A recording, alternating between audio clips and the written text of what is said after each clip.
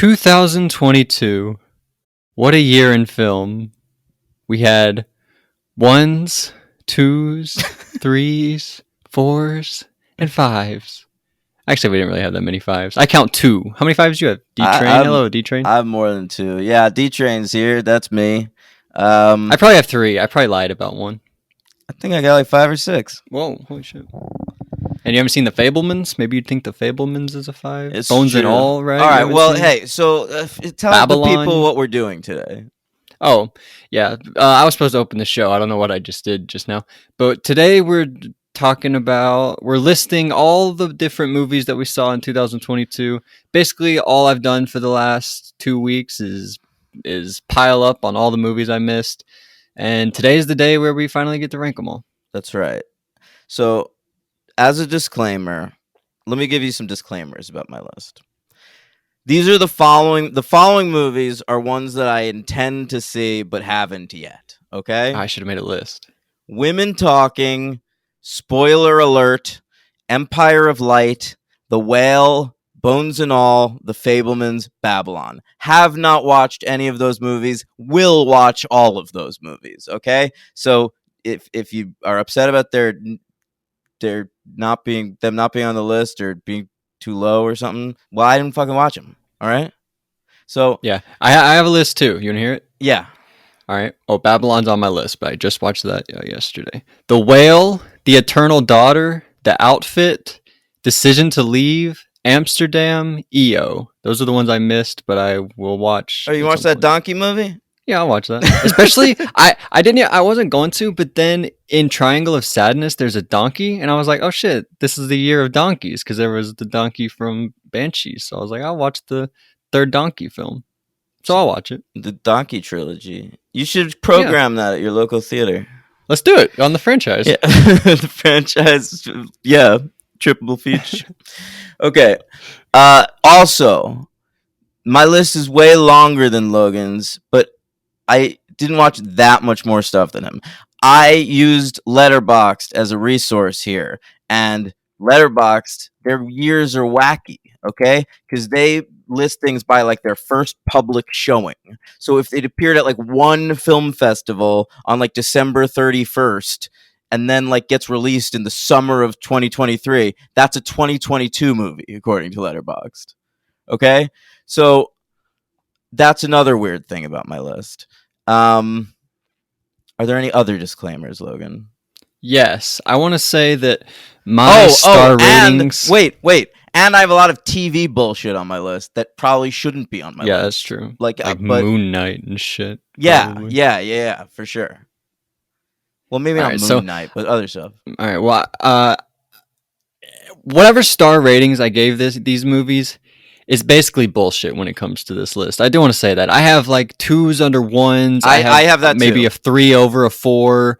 I'm like not crazy. Like I don't have like a 3 like not as my 6th favorite movie or anything. Yeah. But if you look at my list later and it's like that doesn't matter. Okay. I have a 4 over a 5.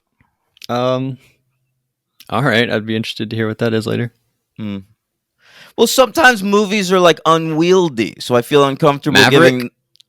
No, I feel uncomfortable giving them a 5, but then like they're the ones you really ruminate on.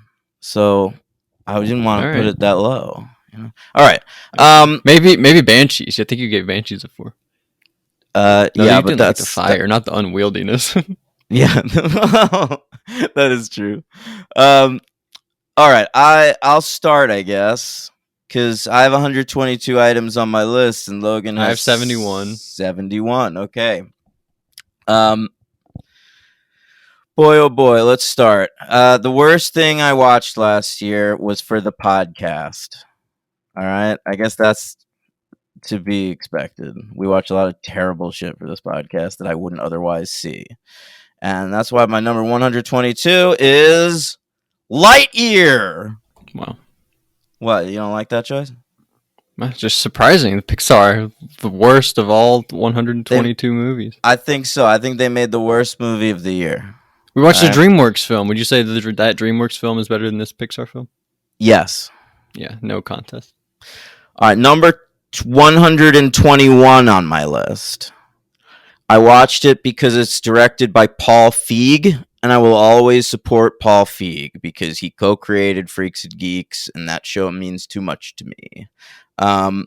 But he directed a movie based on like a kid's book or something this year. It was called The School for Good and Evil.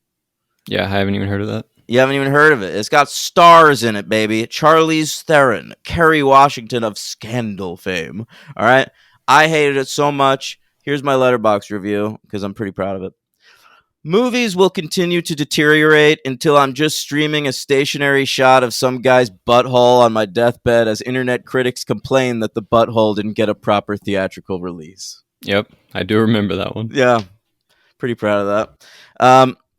Number 120 on the list was released in theaters this year. It is called Skinamarink. Oh, wow, you really hated it. I fucking hated Skinamarink so much. I really think if you like this movie, fine. But if you're scared by this movie, you've never experienced anything in your life. Like, what is wrong with you? It's a What is there to series of- like if you're not scared? Isn't the whole thing just like the experience of being scared? Yeah, but I think some people are watching it going like, oh, it's doing different stuff. I appreciate that. And I do too. But it's boring. It's fucking boring and long. And it's a series of shots, stationary shots of corners of rooms. That's what it is. There's not much atmosphere. A lot of it, you're just watching some old animated thing that they got the rights to. All right, well, tune in next year when I rank Skinamarink. Yeah. All right. 119 we covered for the show, but I would have watched it anyway.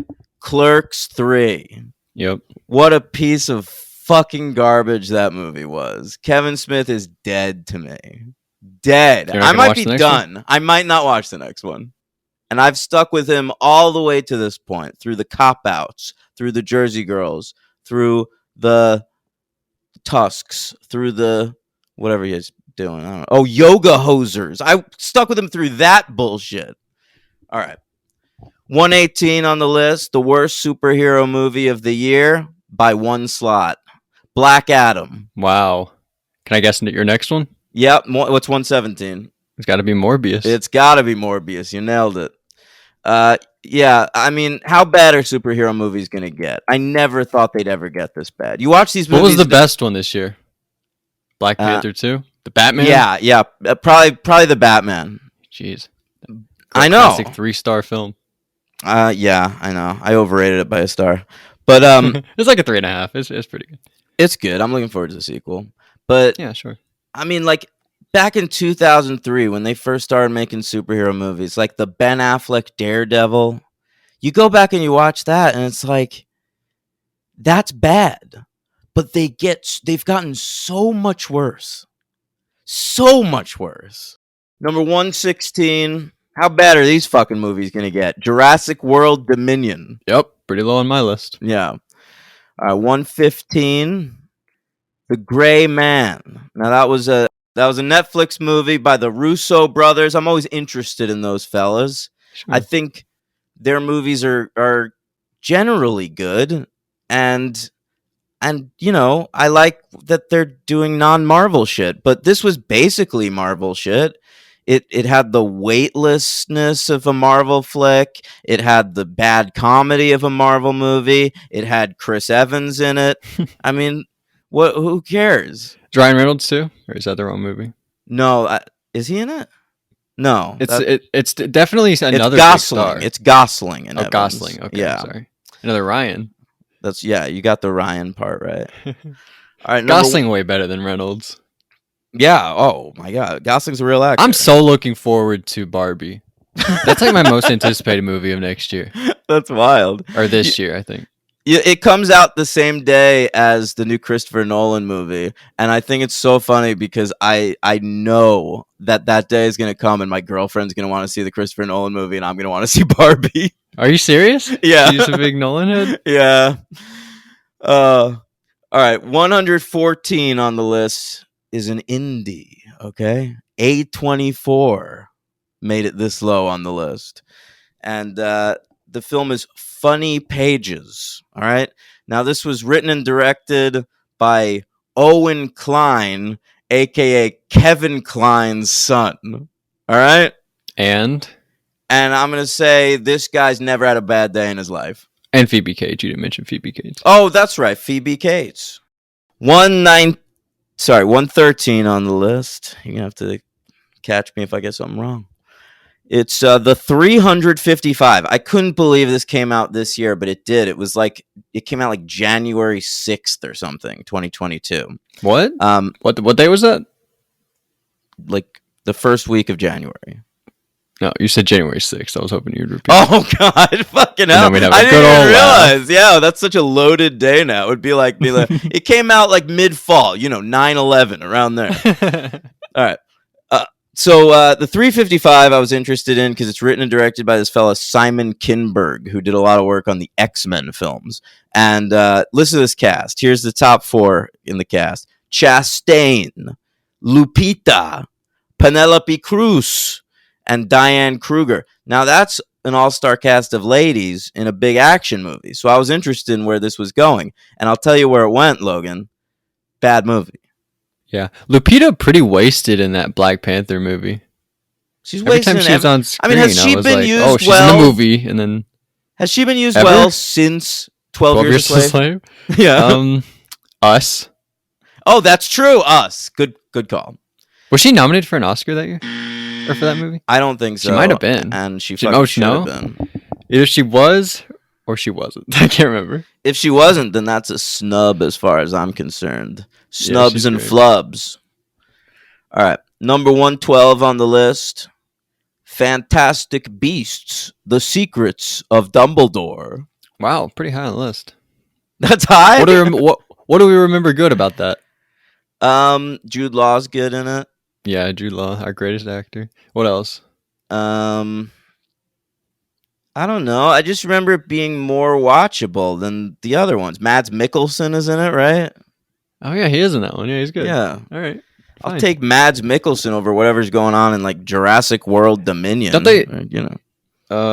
Yeah. Don't they have like a creature that they let pick like the president? Do you remember that? Yeah, I do remember that. Their bullshit system of like voting. Yeah. Yeah, that was pretty neat. That's like the only thing I remember is they have to like get that guy. Yeah, I think those movies are donezo, bro. I saw an interview with Redmayne where he was asked about it, and he was like, "I haven't been contacted." Yeah, now he's playing nurses. He's excited to get on with his career. Yeah, good nurses. That's higher up on the list. Not much higher up. All right. Number 111 is the Texas Chainsaw Massacre movie that came out this past year. Remember the one about like going viral? Of course I remember. Yeah, we covered it. Remember that one kill where the guy ripped the guy's wrist off? Or he like broke the wrist and then shoved it into his throat?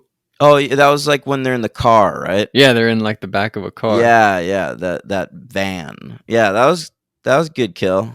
And that movie's not worthless. We're in the realm of twos at this point. There's like that van. There's like the party van, party bus. That's pretty fun. All right, 110 on the list is called 13 Lives, Logan. It's the new Ron Howard film about those. What was it? The Thai soccer team, right? They get like trapped. They're a soccer team? Colin Farrell in those games? No. There's a Thai soccer team that's trapped, and then Colin Farrell and Viggo Mortensen and Joel Edgerton have to go save them. That's good. That's a good trio. Yes, it is a good trio, but it's like a bad white savior movie. It was 2.5 hours. That's what stopped me from watching it. Yeah, it's Ron Howard just at his least sort of identifiable. It's like just no style whatsoever.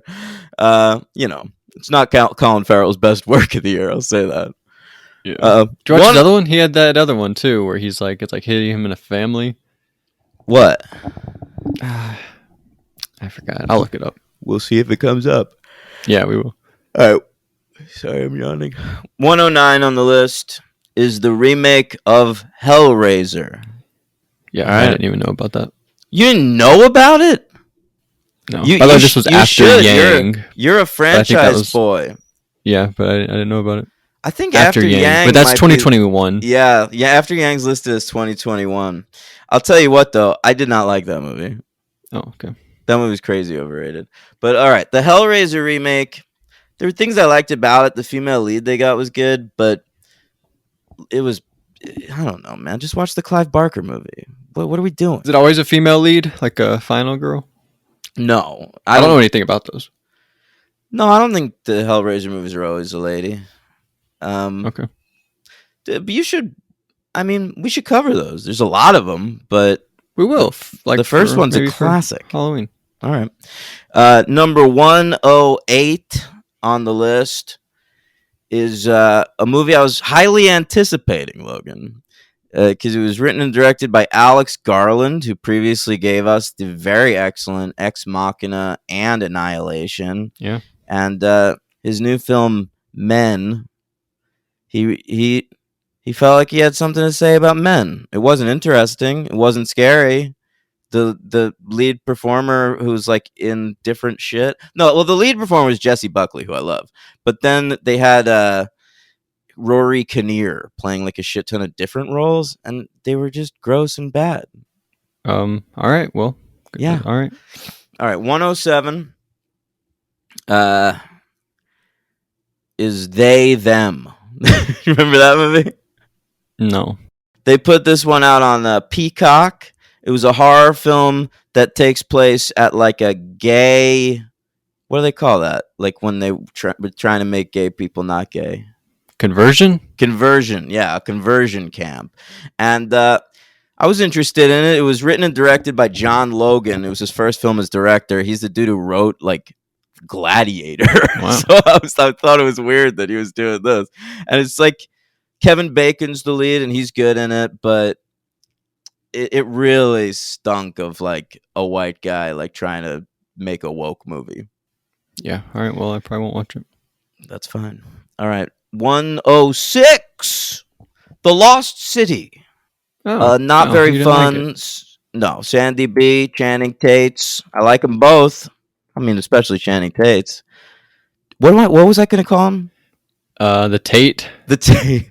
Yeah, the Tate. That was terrible. Yeah, but yeah, I didn't care for it, man. It was a poor man's Romancing the Stone. Yeah. Well, if you haven't seen Romancing the Stone, watch The Lost City, and it's a pretty good time. No, for sure. You probably enjoy it if you've never seen Romancing the Stone. 105 was another one I was looking forward to, but it was a disappointment. Written and directed by Charlie McDowell, who previously did The One I Love and The Discovery, both of which I had time for. This one was called Windfall, and it had a nice main cast of Jason Segel, Lily Collins, and Jesse Plemons. But it's one of those movies where like you don't learn their names; they're just supposed to be like tropes, and I just thought the end was horrible. It felt to me like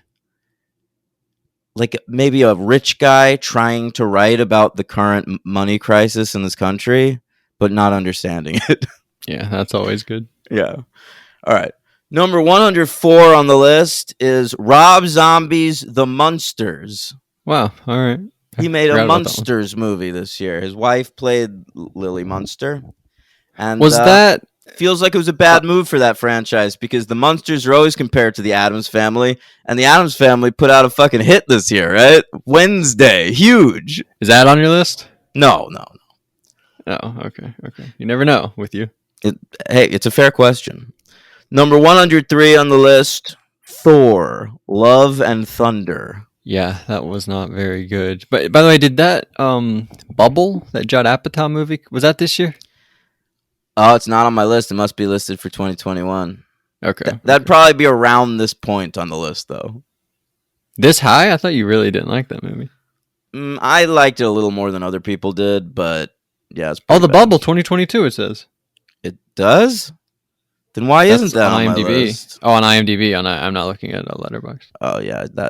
It is 2022. Maybe it is on the list. Holy shit. Or no, maybe I just fucking forgot it. All right, let's put that around here. Okay. All right. Number 102 on the list is... Crazy, I caught that. Yeah, no, I can't believe you thought of that movie. I haven't thought about it since the day I watched it. Well, because it seemed like it hadn't come out that long ago, but you hadn't said it yet. Yeah, I guess you're right. All right, but 102 is See How They Run. Some people like this more than I did. Seems like it's trying to capture the Knives Out murder mystery zeitgeist, but I don't know. I thought it was kind of stupid. It was directed by like a TV director. I think TV directors need to stick to TV. What about The Menu? Oh, you're right. That guy did an all right job. All right, fine. I won't make blanket statements, but this dude should have stuck to TV. All right, number 101, Netflix just put it out this week. I watched it, but it's listed as 2022. Shotgun Wedding, J-Lo, Josh Duhamel. Now, this was a movie, it was going to be J-Lo and Armie Hammer, but he got fired in the wake of his cannibalism, unfairly in my opinion, because I think cannibalism is okay. And, all the reviews for that Bones and All movie is like, this is what Luca Guadagnino and Timothy Chalamet. This is the movie they made inspired by Armie Hammer. That's interesting. Do you agree? Yeah. No. Okay. I don't know. Well, I'll tell you what. This Shotgun Wedding, it's not bad. It's worth a good look on Netflix. Jennifer Coolidge is funny in it. It's got Cheech. But it's basically Die Hard at a wedding. That's the premise. Oh, I didn't know that. Yeah. I just thought it was like a rom-com. I mean, it is, but that's the hook. Okay. They had to have been in a movie together, right? Who? J-Lo and Josh Duhamel? I don't think so, man. And I gotta say, I used to not like Josh Duhamel because he's kind of really? like... I always liked him. He's sort of bland, and I know. I used to think he was stiff, but the stiffness is gone. Like in his old age, he's gotten more comfortable in his own body or something. And I thought he was very charming. Maybe the MVP of this film. Wow, that's pretty great. Yeah. You think he could ever be nominated for an Oscar in his old age? No. Oh, okay.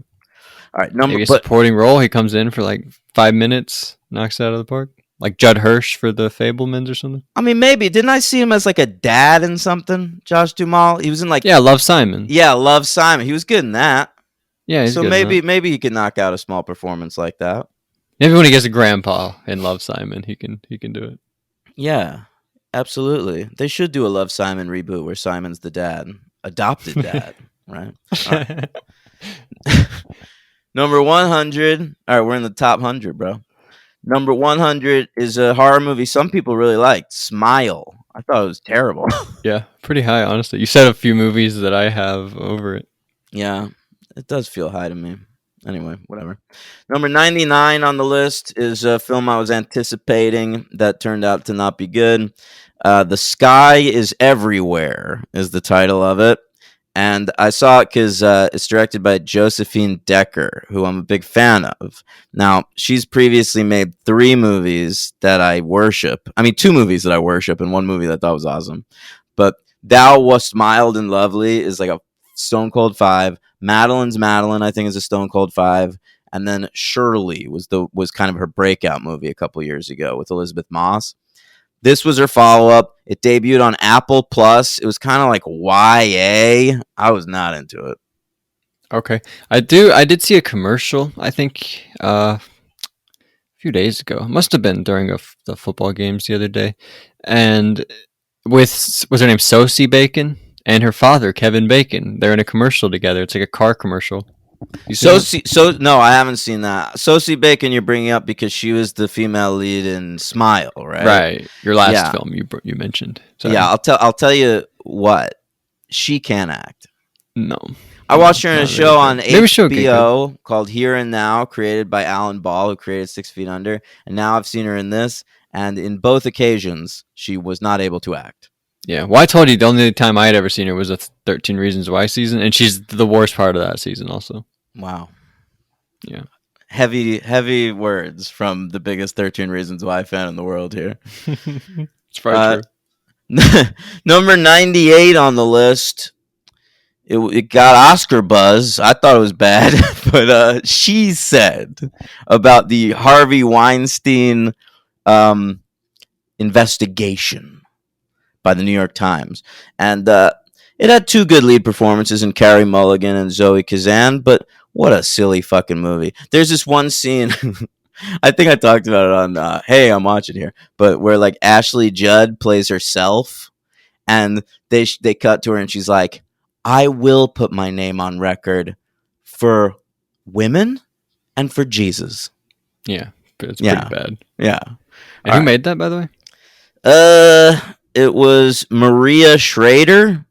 Wow, is she a Paul Schrader nepo baby? I don't know.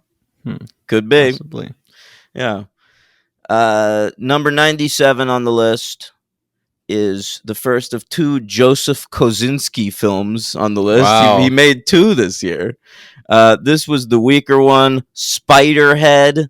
It's based on I think it's based on like a New Yorker short story or something, because I think I read it when it came out. But the movie itself was not great. Had Chris Hemsworth in it playing like a scientist. We don't need that. That's hilarious. Yeah. All right. 96 on the list. You mentioned it earlier. Eddie Redmayne is the good nurse. But I'll tell you what, he's not very good. Is Not very good Chastain at the all. bad one then? No, he's the bad nurse. It's ironic. Oh, it's an ironic title. Ironic Watch title. the film. Yeah. Now, Like The Good Son. that's right. Exactly. Now, this story, they did a version of this already, kind of, with Dr. Death, which was a miniseries on Peacock a couple years ago with Joshua Jackson, and that's way better than this. Okay. All right, 95 on the list. I'll say the full title. Bardo, False Chronicle of a Handful of Truths. That's Alejandro Gonzalez Iñárritu's latest terribly titled movie. And beautiful cinematography, sure. It had some moments, but whatever. Number 94 on the list is Bros, the rom-com by Billy Eichner, the gay rom-com that you all didn't see because you're homophobic. Yeah, don't tell him he's this low on the list, guys, or he'll flip out. He'll lose his lid. He should thank me. I watched it at least. Not in a theater. Yeah, that's a good point. I didn't give it my theater bucks. All right. Now, I didn't really go to the theater much this year. I'll have more shit on my list next year probably because I'm going to theaters like every week. I've been. Well, you're using all of them for this list. I signed up for the A-List Stub Club. Did you? Yeah. Wow. Yeah, bro. All right. 93 on the list. Scream. Yeah. All right. It should be Scream 5. It's so annoying that the new one's called Scream 6 now. It should be Scream 2, right? It should be Scream 2, yeah. All right. 92 on the list is going to be high on Logan's list. I apologize for this, buddy. Cha-Cha, real smooth. Yeah. Right. No, listen to Hey, I'm Watching Here. We'll talk about it this week. Yeah, we will. So it's written and directed by this fella Cooper Raiff, who's this really handsome young guy who's never been turned down for sex and has never had a bad day in his life since he was like probably 13 years old. And he thinks he's delivering some real life lessons in this film. But it is one of the most naive movies. I believe Cooper Raiff will watch this back in 20 years and be like, "Ee." I didn't even. The life lessons part wasn't even what I cared about at all. I didn't find it funny. I found him charming as an actor. I'd be interested to see him as an actor in other things. I would not be interested in seeing him write and direct. I have a take. We'll talk about it in a few days. Can I just give you a fucking take right now? Yeah. I hated that he depicted himself as completely likable and lovely the entire movie, and his romantic rival in the film is treated as nothing but a fucking asshole the entire movie until the one moment they need him not to be an asshole for plot reasons. Her husband? Yeah. I don't think he's ever an asshole. Are you kidding me? That scene where they like come home and he's babysitting? Oh my god. I think any other... I thought this a lot watching. Like any other movie, that character would be way over the top, but he's not. He's always handled... I didn't think so, really. I don't know what movie you were watching. All right. Cha-Cha real smooth. I guess. All right. 91 on the list is a documentary that debuted on Netflix, Logan, and I was the first person on Letterboxd to watch it. Wow, here it is. Here it is. Hell of a Cruise. About that COVID cruise where everybody got stuck on that boat. I liked it. All right, 90 on the list is unbearable. What is this called? Unbearable weight of Unbearable massive weight. talent. Yep. Yeah, that's the Nick Cage movie where he plays himself. Felt like it had a lot of promise. Didn't really do much for me. All right. 89. 89 on the list is Uncharted, based on the video game, right? Yeah, which one of them is Uncharted? I think that's the treasure. There's treasure involved. And But that's which one of them Uncharted. is the main guy? Is it Tom Holland that's the main guy, or is it Tom Mark Wahlberg Holland. that's Tom the main Holland's guy? the main guy, and then Wahlberg is like the older guy. I'll tell you, I didn't hate it. If they made a second Uncharted, I'd watch it, like despite whether we did it for the podcast or not.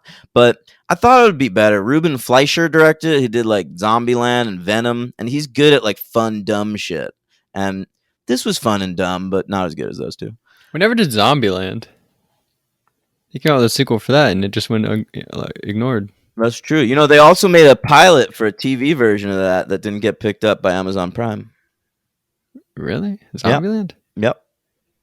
It was available. They're making a Tomb Raider TV show. You know about that?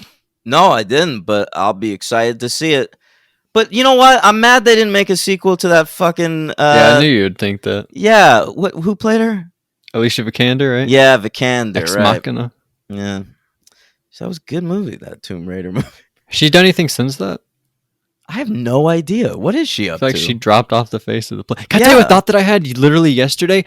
Okay, I'm gonna tell you it anyway, regardless of what you say. Do you remember that guy Caleb Landry Jones? Yeah. I feel like that guy was like the biggest miss of the last decade.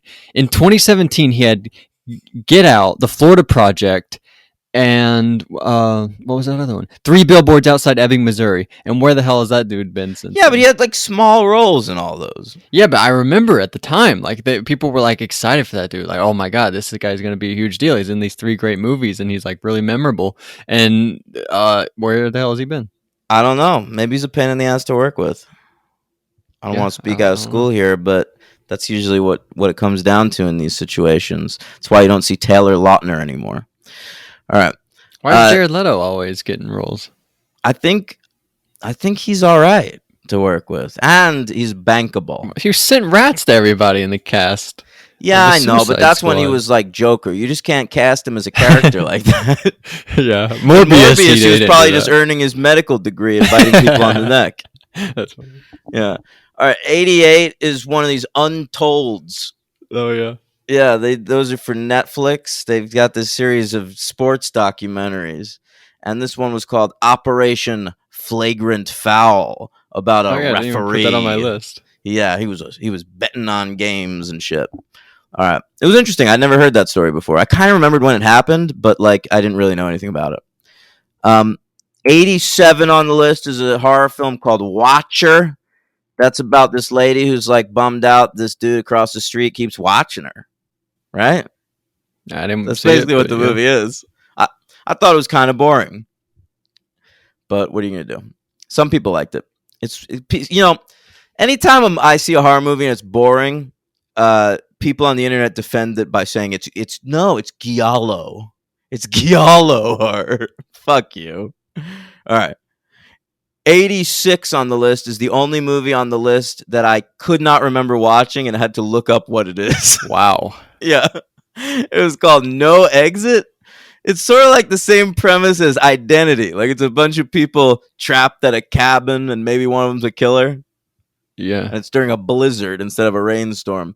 But once I thought about it, I did kind of remember liking it and had some good performances. So here it is at number 86. All right. 85. The Guardians of the Galaxy Holiday Special. Also with Kevin Bacon. That's true, yeah. Bacon making it up to 85 from his previous slot of 100 and something. 84 on the list is another Marvel thing. They did that Werewolf by Night, right? And that was, who was it? Oscar Isaac? Is that a movie? It was 55 minutes long. All right. No, it was Gael Garcia Bernal. I'm thinking of Moon Knight. But Werewolf by Night was all right. It was directed weirdly by Michael Giacchino, who does a lot of their scores, Yeah, and who I know from the fantastic score for the TV show Lost. But I know him from The I don't know. Incredibles. Yeah, that's true. He does a lot of Pixar too. But yeah, that was just okay. Number 83 on the list, Downton Abbey, A New Era. Yeah, Yeah, listen to our Downton Abbey episode. I thought that was a good episode. I think so too. And I will welcome a third Downton Abbey movie as soon as it comes Absolutely. out. Yeah. 82 on the list was a rom com with Clune Dog and J Dog. What do I call Julia Roberts? Do you call her anything? Yeah, the Big J. That's what I used to call her. The Big J? That's a terrible name. Clune Jesus Dog and the Christ. Big J starting a film this year called Ticket to Paradise. Yeah, and it's like their daughter's getting married in the tropics, and they've got to go see what's going on down there because it happened very suddenly, and maybe they'll rekindle their romance. Who knows? But anyway, a lot of people really hated that fucking movie. I thought it was charming as hell. I think it's like impossible to make a bad movie with George Clooney and Julia Roberts in it. Yeah, you're probably right. All right. 81 on the list, superhero again. Doctor Strange in the Multiverse of Madness, which should be so much better than it is. It's a fucking Yeah. Sam Raimi superhero movie. How is that so mediocre? 80 on the list is a documentary about the New York rock and roll scene of the early aughts. It includes a lot of fun footage of bands like the Strokes and the Yeah Yeah Yeahs. You can even see what Interpol was up to the morning of 9/11. I'm not joking. That footage is in the movie. And it was called Meet Me in the Bathroom, which is the title of a Stroke song. All right. 79 is one of those untold documentaries. It's the rise and fall of And One. And Yeah. I was a big And One guy back in the day. I watched their mixtapes and shit. So that was exciting for me. Number 78 on the list, Orphan First Wow, Kill. that's pretty low. You think that should be higher? I feel like that's really low. I feel like we're in the realm of things I like now, though. All right. Yeah. We had a great time with that, though. Yeah, I know. Remember that twist where like their daughter was dead, but not, or they killed the daughter? Remember? Like we thought the yeah. daughter just died. That but was they a good killed the twist. daughter, so Yeah. they knew she was lying the whole time. Like that shit ruled. Yeah. Hey, that movie was great. I'm not talking shit. That's a legit one of my favorite episodes we've ever done. I love that episode. Well, you've not been doing the show that long, Logan. Today is the 1 year anniversary Oh, of your yeah. first episode of the franchise. yeah. Mhm. Number 77 on the list was the documentary Bling Ring, Hollywood Heist. Now, I've been obsessed with the Bling Ring since this happened. I saw the Sofia Coppola movie, which I didn't think did the story justice, although it has its moments. Do you know the Bling Ring? No. They were these fucking rich kids, all right? I mean, some of them were rich. And they snuck into celebrities' homes. They would like scour social media and shit to know when like celebrities were out at clubs and stuff. And they like lived in LA and they'd go into the celebrities' homes and just steal shit. And it took such a long time for anyone to notice because celebrities have so much garbage. Mhm. And it was great. They went into Paris Hilton's house, just took shit, and so I think they're heroes, the Bling Ring, and I thought this documentary did him some good justice. All right, it's good to hear. 76 is another. It's a true crime thing. I like true crimes and fake crimes, I guess. But this one was called "Sins of Our Mother," and to be honest, I don't remember a lot about it except that I liked it. All right, that's fair. Yeah. 75 on the list is Channing Tatum, the Tate, as well as a dog. And this film is called Dog. And he wrote it, I think, and directed it, maybe?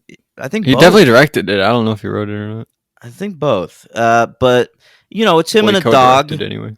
traveling cross country. And the dog is a war dog, kind of traumatized from war. And you know what? They learn to love each other. All He right. does not have a writing credit. Okay, I appreciate you checking. But did you see that? I saw Dog, yeah. Yeah, all right. So we'll see Dog on Logan's list as well. Number 74 on the list is called God Forbid, the sex scandal that brought down a dynasty. All right, and that's about Jerry Falwell Jr. basically. Mm-hmm. Yeah. And I like it because obviously I'm smart, so I don't believe in God, and I think all you religious people sound so stupid, and so it's funny when you fail. Number 73. Maybe I'm rating it too high because I saw it at the Grauman's Chinese Theater. Had the time of my life with my friend Gallagher and his lady Mare, Meredith. And this one is Bullet Train. Yeah. Now Surprised it's that low. I was always gonna like it. I like movies on trains. Just any movie, you throw it on a train. Snowpiercer, Train to Busan, Under Siege 2, Dark Territory. I'm loving them all. Okay. That's all you need. Put it on a train. The end of Final Destination 3. I've never seen it, but probably Darjeeling Limited, right? The best parts of that movie are the ones where they're still on the train, of course. Is a train the same as a subway? Is it a subway train? New Yorkers will call a subway train a train, but it's not really a train. Okay, because Final Destination 3 is a subway. Unstoppable, we forgot that one. That's a good train Unstoppable, movie. Another great one, yeah. Although, you know what's a good Tony subway Scott, movie that out. counts is Taking a Pelham 123. Oh, another shout out, Tony Scott. Oh, well, I was talking about the non-Tony Scott version. Oh, yeah. Well, still. 72 on the list. A lot of people like this more than I did. We covered it for the podcast. It's the Predator reboot entitled Prey. Now, I do think that Amber Midthunder's a fucking star and a half, but where's she been? Haven't seen her since. She'll be around. You know, I'm sure she's weighing out her options. I mean, we saw Jenna Ortega for the first time, and then it was just like boom, boom, boom, boom, boom, boom, boom. I mean, Midthunder we saw about a year ago. I haven't seen her since. Yeah, you're right. Well, if she didn't have anything else in the pipeline, man, she wasn't getting cast. She probably was working on Roswell, New Mexico, over there on the CW, which is the first place I saw her. Okay. 71 on the list is a little bittersweet now because, as it turns out, the what'd subject, you say? What number?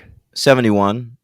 Oh, my number 72. Oh, was a film that we had to cover. I would not have watched it otherwise. I actually watched two films to prep for this film, and it's directed by Kevin Smith, and that's Clerks 3. Wow, the worst of the year, Clerks 3. Yeah, I didn't like a second of it. Can't blame you. Yeah, it's horrible. All right, 71 on my list. It's this is bittersweet for me now because the subject of this documentary turned out to be a Hitler. Like I'm not even joking. Like a full-on Hitler, and that is Genius, a Kanye trilogy. Boy, the artist of his generation, one of my favorites of all time, and I will never fucking listen to any of his music ever again. Who made this? Who's a Hitler? No, he's a Hitler. I said the subject of the documentary is a Hitler. Oh, I'm sorry. I thought, okay. Yeah. It was directed by these two dudes who knew him before he was famous and shit. Number 70. Oh, no. Sorry. Right? Yeah, sorry. Is another film that we covered, a Pixar film, Lightyear. Oh, so you don't give me shit, man. You had it real low, too. Yeah, I know. I didn't give you shit. I was just surprised Pixar was last on your list of 120 things. Yeah, I guess so. It's like Clerks 3 is... Haven't said Turning Red yet, have you? No, that's way higher. Clerks 3 is as bad as that movie, but it's just... There's always going to be moments where I'm like, oh. Lightyear is like... They took time in making it look good. No, you're right. Yeah, Clerks 3 looks like it's made by a fucking amateur. You're right. That was my deciding factor. Looks like someone who was editing on set so his friends could see. Yeah. All right, number 70 on the list is not a movie. It shouldn't be on the list. It's a TV miniseries that I watched on Hulu. Welcome to Chippendales, starring our old friend Kumail as the guy who found the Chippendales. My 70 is, I don't think you've even said this yet, which is pretty crazy because a lot of movies you've said are on my list. But it's a film directed. Is this directed by Scott Derrickson? Who made this? Yeah, Scott Derrickson directed this movie. And I didn't like a single second of it. It just felt I know. I guess it's supposed to feel gross, but I didn't feel gross in the way it intended. I just felt like I didn't really like it a single second. I didn't think it was done well.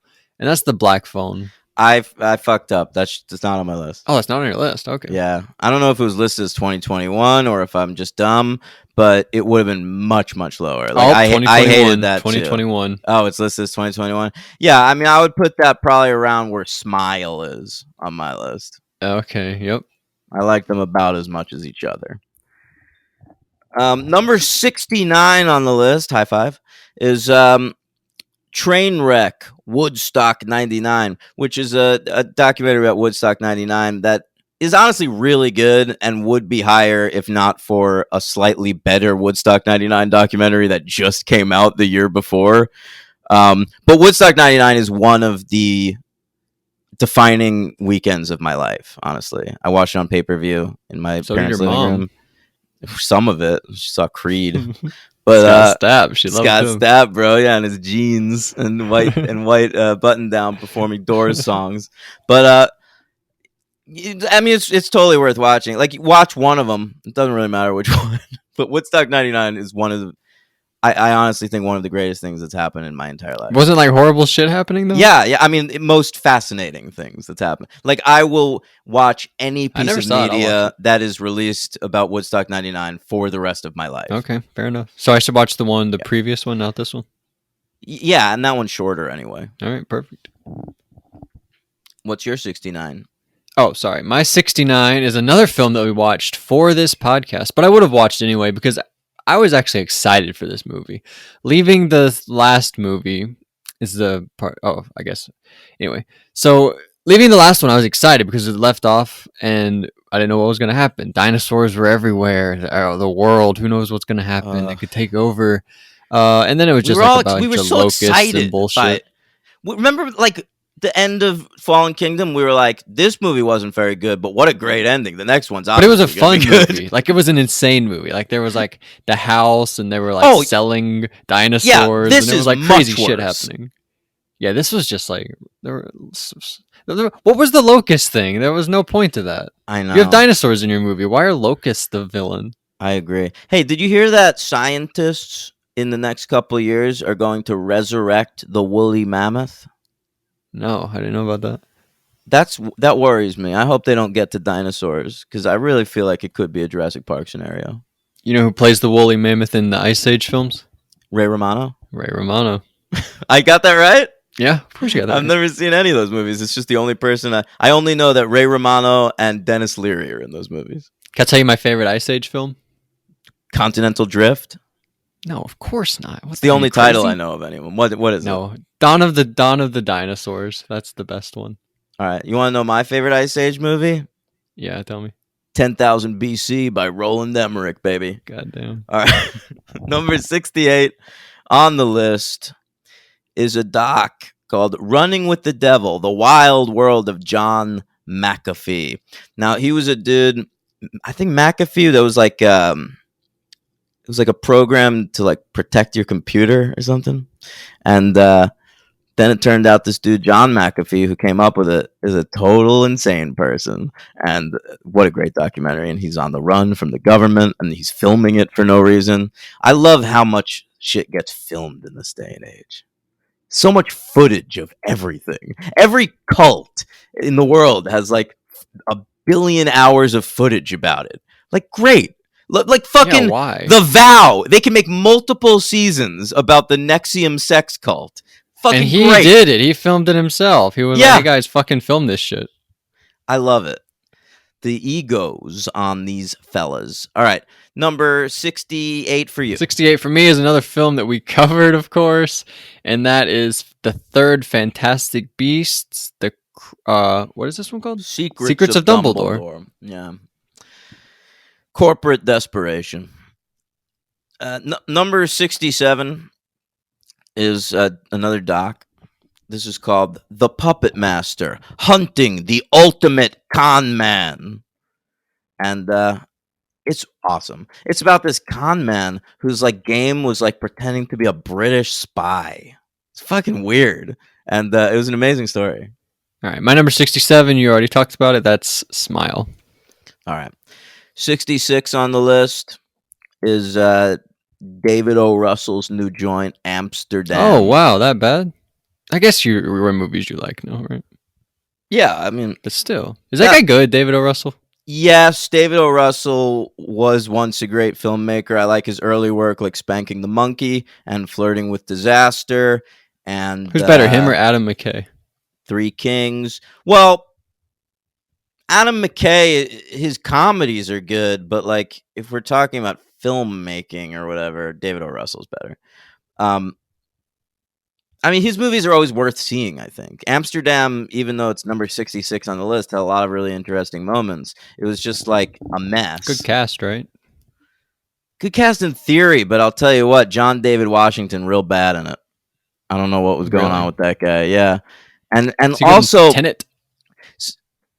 Yeah, I mean he's fine in that. But it's like Christian Bale, Margot Robbie, and De Niro, right? And Anya Taylor-Joy. So, and that sounds good. It's like, what a cast. But then they're always in scenes with bad actors. Because then Chris Rock is also in the movie, and he can't act at all. And Mike Myers is in it doing weird shit. And Taylor Swift is in it doing weird shit. Yeah. So, like, it was kind of a mixed bag, the cast. Yeah, it was an impressive cast more than it was a good cast. Yeah, that makes sense. My number 66, D-Train. It's Morbid time. It's Morbius. I didn't even realize you watched that. Oh, yeah. I think we talked about it at some point. Probably. 65 on my list is the Bob's Burgers movie. Just like a long Bob's Burgers episode, but I like that show. I think my take on Morbius that we talked about was like that. Like, it could have been something if Morbius was the bad guy, but then the twist was that he was the good guy because that other guy was the bad guy, right? So then we're supposed to root for Jared Leto in the movie. Because it's trying to be another Venom. Yeah, so what's that? Like, make Jared Leto the bad guy. We already hate this dude. If it was that, we could have really gotten behind it. But anyway, yeah, I agree. So my number 65 is the Texas Chainsaw Massacre. Yeah, that's totally fair. Number 64 on my list came out this year. Everyone knows it. It came out in theaters. I liked it. You liked it. We all liked it. Mithrigan. Yeah, of course. Not on my list because that did not come out last year. Right. So 64, the first MCU film on my list. Have you only said one of them? No, you said two of them. Thor, Love and Thunder. Yeah, I also said Doctor Strange, right? That's right. Yeah. Yeah, I mean, Thor: Love and Thunder is the worst one of the year for sure, for Marvel anyway. You didn't see Black Adam, man. That thing. Morbius too. Yeah. All right. 63 on the list is a documentary called GameStop: Rise of the Players, and this was about the whole GameStop stock situation that happened a few years ago through like Reddit. Mm-hmm. Remember that? It was interesting. I didn't know that much about the story, and it was, I was compelled by it, and I don't give a shit about stocks, so whatever. All right, my number 63. This says 2021 on Letterboxd, but it must be 2022 U.S. release, or else I wouldn't have put it on here. It is Jenna Ortega, and it's like about a school shooting, and she has a friend. Who's this friend? Maddie Ziegler. You remember Maddie Ziegler? No, who's that? Well, she's in the Book of Henry, most notably, but she's also the girl that's in those Sia music videos. Oh, the dancer? The dancer. But she is the friend of Jenna Ortega in this, and they're like helping each other through everything. And it doesn't always land, but it's okay. What's it called? The Fallout. Did I not say that? No, you didn't say that. It's a Fallout. Classic Logan. Classic. Vintage. Yeah, I thought I almost watched that, but I didn't. All right. 62 on the list is a movie I thought would be better than it was, but it's still kind of worth watching. Wendell and Wild. It's the new joint by Henry Selick, the animator who did like Nightmare Before Christmas and Monkey Bone and Coraline. He's good, really good. I always think his stuff is worth watching. This one had Key and Peele in the lead roles, and it didn't quite work for me, but had some interesting animation. All right. My number 62, you already talked about it. Untold. Operation Flagrant Foul. The referee one. Yeah. Yeah, I think that's the only one I saw. Really? Some good ones. This year. Maybe I've seen other ones, but this year. All right, 61 on the list, Logan. What a rom com it was. Outperformed my highest expectations. And, I just found it delightful. J Lo, Owen Wilson, Marry Me. Wow, great year for J Lo. Yeah, hell of a year for J Lo. Well, this one's 2023, kind of. All right, go ahead. was the other one not 2023 also? No, this one's 2022, but the other one's 2023. Oh, okay, right. Yeah. 61, another basketball documentary, but this one, you get to see the players, and I like that. This is called The Redeem Team. Oh, I didn't watch that one. What's that? It's about like the Olympic basketball team in 2008, I want to say. Kobe on there? 6? Yeah, Kobe's there. Right, LeBron's that's there, probably why I steered Carmelo's clear, there, because D-Wade's there. I knew it would say nice things about a convicted rapist. So No, but it's like Kobe like pissed off because everybody sucks, and he's like the leader now, and he's like comes in to show them all like, hey, this is how you fucking do it. But like LeBron's like LeBron and Carmelo and D Wade are like, hey, we're like the next great stars, and Kobe's like, no, like shut the fuck up. This is how you do it. And then they go and they win the gold. It's pretty fun, but it's also made by like LeBron and everybody, so it's like, oh, it's hey, got aren't that these guys big the best? Bron logo at the beginning. Oh, maybe it might. I Bron. don't remember. Yeah, He's doing all kinds of shit now. I feel like now I see like comedies and it starts with Bron, and I'm like, what? Anyway, probably that Eddie Murphy thing on Netflix. probably. Who knows? Netflix logo, Bron logo, That's right. Jonah Back to Hill. back. Yeah. All right, number 60 on my list is Kenneth Branagh's follow-up to Murder on the Orient Express. This was Death on the Nile, which was sort of shoddily made. Definitely felt like a COVID production, but great cast and good mystery. I'd never read Death on the Nile, so I didn't know what was going to happen, and I was compelled. Good shit. And Armie Hammer's in it, and we support him because he's accountable. Okay. All right. My number 60 is another documentary. That's more interesting than these other ones, I think. Funnier. That's God Forbid, the dynasty Jerry brought Falwell. down by the guy. Yeah. Yeah. All right. 59 on my list was a disappointment, Logan. It's the new film by Andrew Bujalski, one of my all-time favorite directors. He did things like Computer Chess and Support the Girls and Funny Ha Ha and Listen Up Philip. All great, by the way. All movies that everyone should see. But this one was called There, sort of a series of connected short films. It didn't really do much for me. No, well, I'm very sorry to hear that. A film that I don't know, kind of did a lot for me because I gave it 1 star, but it made it this high up on the list because I was just fascinated the entire time. I was just like, what the fuck is going on? And of course, that is Baz Luhrmann's Elvis. Sure. Yeah, I didn't see Elvis. I studiously skipped That should it. be on your list. I avoided Things it to as watch. I do And all. RRR. I'm not watching RRR and I'm not watching Elvis. All right, listen, I avoid Baz Luhrmann movies. I read that this was actually toned down for Baz Luhrmann, which is Are you funny because serious? yeah, because you talk about it like it's so crazy. Well, Yeah. All right, 58 on my list is that movie I Love My Dad with Patton Oswalt, and it took me back to a time when we all thought Patton Oswalt was gonna really be exciting. Like I remember when Big Fan came out, I was like, wow, he could be like a movie star because he's not likable and he's likable sometimes, like Ratatouille. He's got range. And it just never panned out like that because ultimately he murdered his wife and remarried. But do you really believe then, no. All right. Don't say that Although- then. I do think it's insane that he got married like seconds after his wife died. How long was it really? Within a year? Within a year, yeah. Yeah, that's pretty bad. And he's got a kid. Like, don't give your How kid old? a new stepmom within like a year of her mom dying. Jesus. Yeah. I don't know. Anyway, so I judge him on those merits, but this film was okay. Okay. My number 58 is the second Marvel film. I think your second was my second. That is Doctor Strange, the Multiverse of Madness. Oh, in the Multiverse of Madness. Yeah. 57 for me. I'm of a certain generation, so I cared about this, and Logan is of a certain generation, so he didn't. Beavis and Butthead do the universe. Yeah, didn't see it. Sorry. Mhm. 57 is a film you have not mentioned, so I guess you love it. This is directed by Mimi Cave, which is a woman, so I'm already a little hesitant. Boy. But, yeah, just kidding. But it's okay. I don't really remember that much about it, to be honest, but I remembered liking it. That's Fresh. Oh, yeah, I liked it. That's pretty high on my list. Okay. All right. Well, it's the cannibalism. I'm interested in that subject. Yeah, right. Yeah. All right. 56 for Pretty me. much Bones and All, though.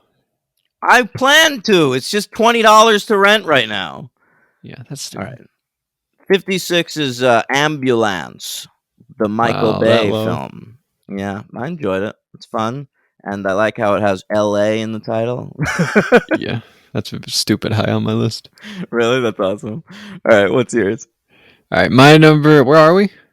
Oh, my number 56? 56 is a 45-minute holiday special featuring all your friends from the Guardians of the Galaxy. Yeah, they were all there. I believe so. But especially Rocket Raccoon? Mantis. Was he there? Yeah, I think he was there. But more Mantis and Dave Bautista. More? No, I mean, yeah, I guess you're right. They were kind of the stars of it. It was basically a two-hander. Yeah. Everything else was a cameo. But hey, I saw a trailer for that new Guardians of the Galaxy movie. It looks all right. I have not seen a trailer. Okay. 55 for me is a documentary called The Most Hated Man on the Internet. And it's about this fella who had a Hunter Moore. Do you remember him? Nope. He was like the first dude who did like revenge porn on the internet. You hear about this And, dude who did like AI porn of his friends on like Twitch or something? I don't know what's going on. Oh, I'm that just like sounds saying great. words. No, this guy I was would- like, he's like a Twitch streamer. All right. I'm telling you, like, this could be like completely wrong. But from what I Okay. gather, this guy on Twitch, he like is friends with other people on Twitch. And he was like on a live stream and he pulled like, he was like screen sharing or something. And he pulled something up on his computer and it showed what's that called? Deep fake. You familiar Yeah. with that? I'm It familiar. showed like a deep fake of like two girls that he's like friends with on Twitch and like porn of them. And I guess he was caught and had like a whole video that he put out apologizing about it. And his wife or his girlfriend is, Oh, is no. sitting next to him in the video, like blurred out, just like crying the whole time. It's the my weirdest thing I've God. ever seen in my life. That is wild. That Wild sounds great. stuff. But also, I will say I could have this. been completely wrong about all that, by the way. If I was more computer literate, I would 100% do that with my friends. All right. All right, so where were we? 55? 55. Yeah, that was the revenge porn doc I watched. Which is worth watching, by the way. The Most Hated Man on the internet. Okay. What about the Tinder swindler? Was that this year? Yep, that's higher on my list. I Oh like my that. god, that seems like that was 3 years ago. My number 55. You already talked about it, and you didn't like it, but I guess I liked it more than you. That's The Lost City. Yeah, most people liked it more than I did. Remember when he had like leeches on his butt, and she was like, "Ooh, it's Yeah, a sexy butt." was that good? Was that good? Oh yeah, oh yeah, oh yeah. Okay. 54 on the list. A lot of people were pretty high on this movie. I vastly preferred its prequel. But this is Ty West's X. Yeah, You do I get think to see Brittany Snow naked, so that's good. Yeah, that is good. I think everybody preferred. Let me know if you prefer X over Pearl. Yeah, let me know if you're one of those insane people. I don't know anybody who prefers X. But my number 54, you already talked about it. We have a whole episode about it. We have a commentary track about it. If you want to go listen to that, it's Scream 5. Oh, okay. Yeah. Where are we up to? 53. This is the best of those untold sports documentaries. It's called The Girlfriend Who Didn't Exist. And it's I the watched story that. of I didn't put it on here. the great Manti Te'o. Manti. Who is oh yeah, you're right. Who I'm like so fascinated by, and it's so amazing because like there's a narrative in the documentary about how like people thought he was gay at the Oh, time and he yeah. was like covering up for that, and I was 100% one of those people. I was Yep. certain he was gay. Guilty as charged. Guilty as charged. And you gotta look back and think like that was a little homophobic of me. It was very stupid of me, and I'm sorry, man, Teo. But Wow, what you look did at was you. weird too. Yeah. You can apologize. I Yeah. respect that. My number 53 is a film that I feel like was pretty nothing, but there are a few good performances and there's like some few weird things, but not that many weird things. I don't know. It's pretty not. It's like if there were like 10 versions of this is like the sixth best version. Resurrection. Oh yeah, I wondered if I should watch that. It's got a good poster, and it's got the lead I like. What's her name? Rebecca something. Rebecca Hall, right? Yeah, Rebecca Yeah, Hall yeah, and Tim Roth. Those two are good. yeah, yeah, man. And it wasn't that good. It's okay. People liked it more than me. Henry gave it 4 stars. Wow, but Henry overrates everything by 1 star. Yeah, you're right. Yeah. Film critics gave it 4 stars. So Oh, well, okay. what do I Now I'm know? listening. 52 on the list is a document. I watched so many documentaries this year about one of my favorite sketch comedy groups, probably the second best behind the State in my opinion. And although you can like Monty Python if you want, that's fine. But this is the Kids in the Hall Comedy Punks. Great documentary. I really learned a lot about them and portray. I really I felt like I knew the 5 of them individually after watching this. It was cool. Oh, that is cool. Number 52. You still haven't said it. I'm waiting for you to say it. Maybe you won't until like the top 20. But the other Pixar film from this year, I don't know. I thought people overrated it, but that's Turning Red. Good music. I remember the music. On your side. Yeah, exactly.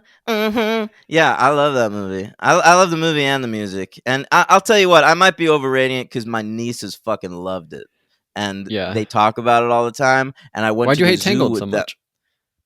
much? Meh.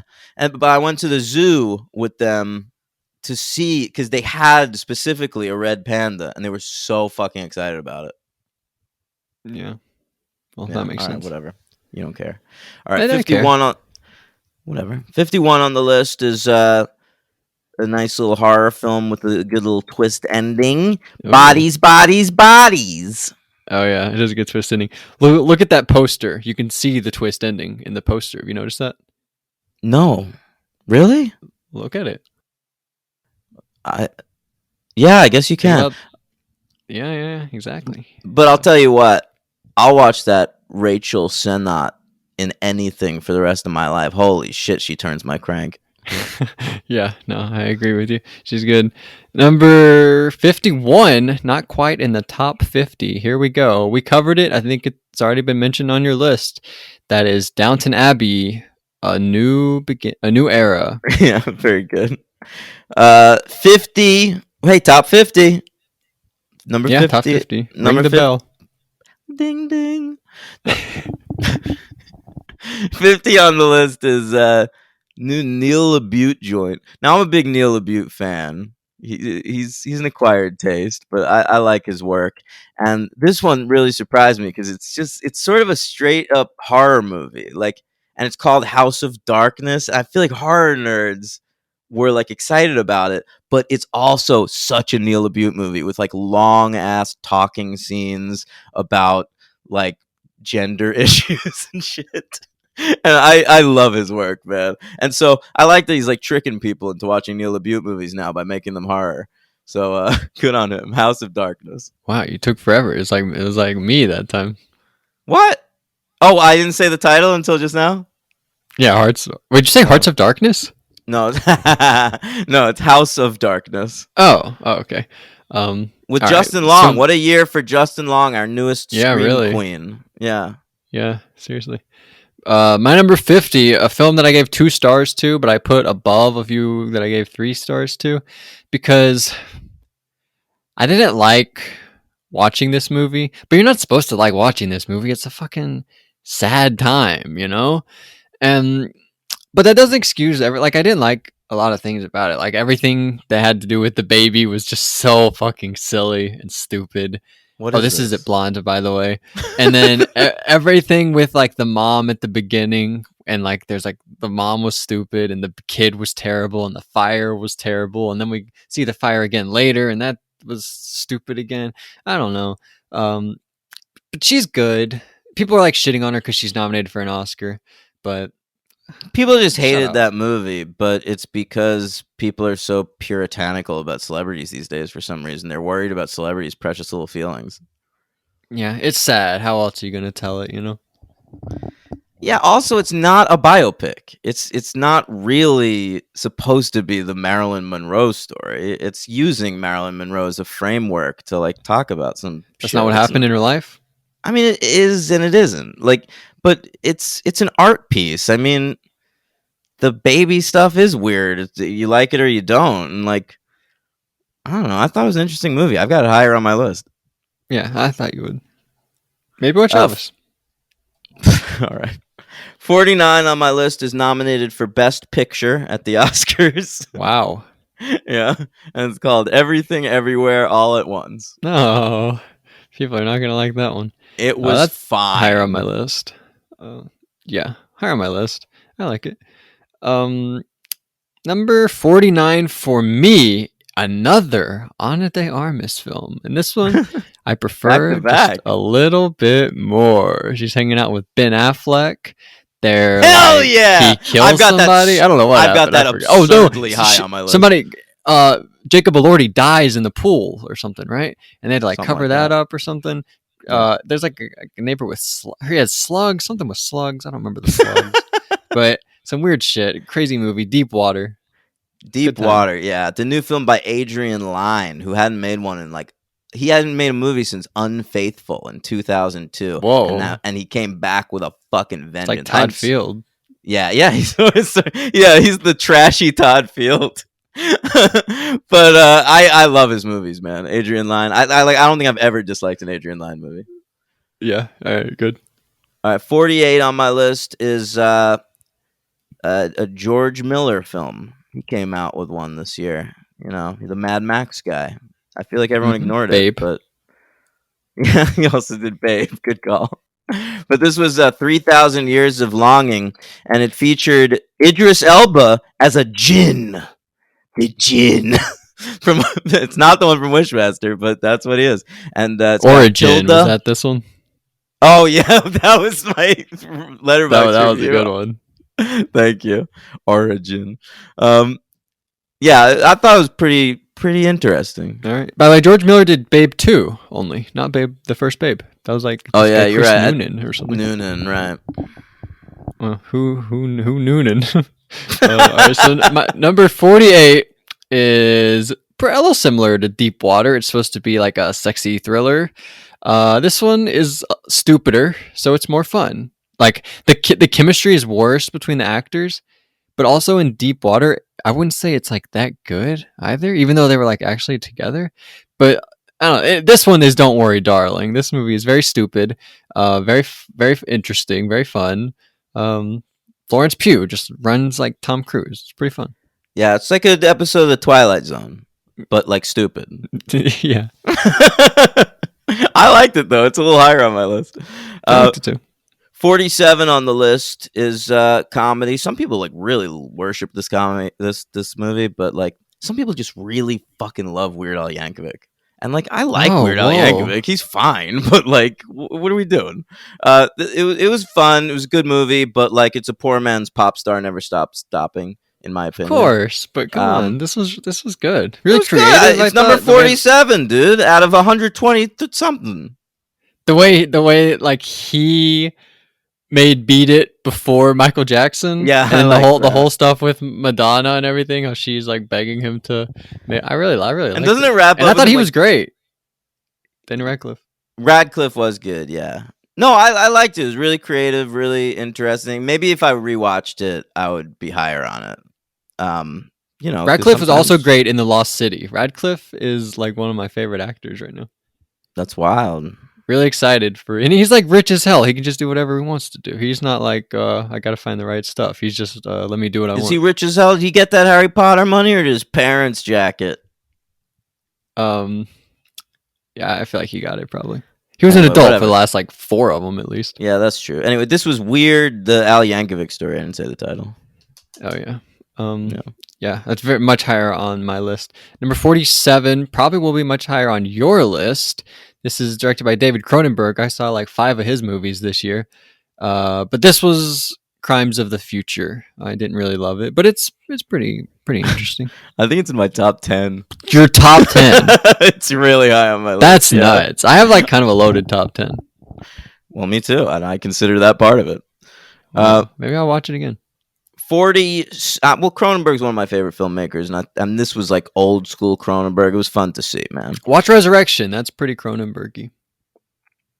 I guess. Sure. I'm Sure. not talking Brandon. Yeah, thank you for not talking Brandon. 46 for me is I was gonna skip this, but people recommended it to me, and they were like, "Hey, Sarah Michelle Gellar's in it," and that got me. So so I tuned in, and it was pretty fun little Heathersy movie called Do Revenge. Yeah, and how good was Camila Mendez? What? Oh, Camilla. Sorry, Camila I think of Mendes. her as Veronica Lodge.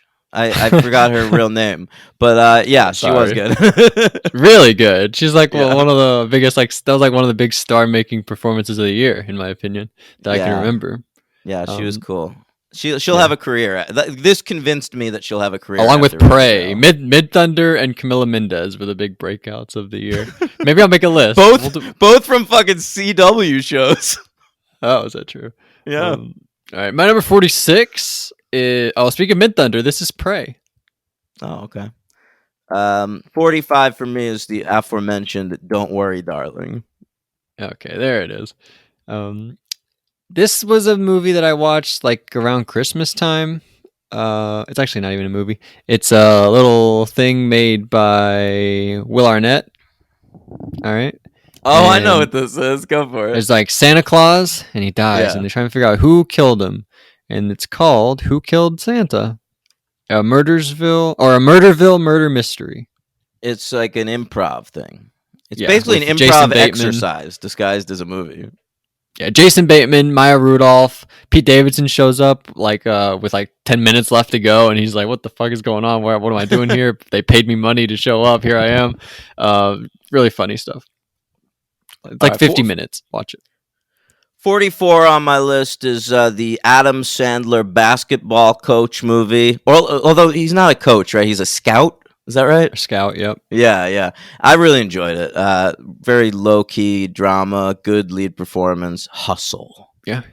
Good relationship with Queen Latifah, right? Oh my god, I could not believe the chemistry between Adam Sandler and Queen Latifah. It was like they'd been working together. It was like his chemistry with Drew Barrymore. So Yeah, lived it in was like and that. real. Like it was unbelievable.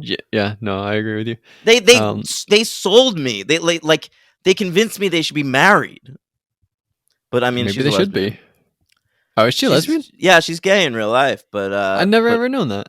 Yeah, but she pulled this shit Is off. Sandler married? Oh, he is married. Of course he's Yeah, married. What to am I talking Jackie Sandler. She's been in so many of his films. Yeah, what the hell?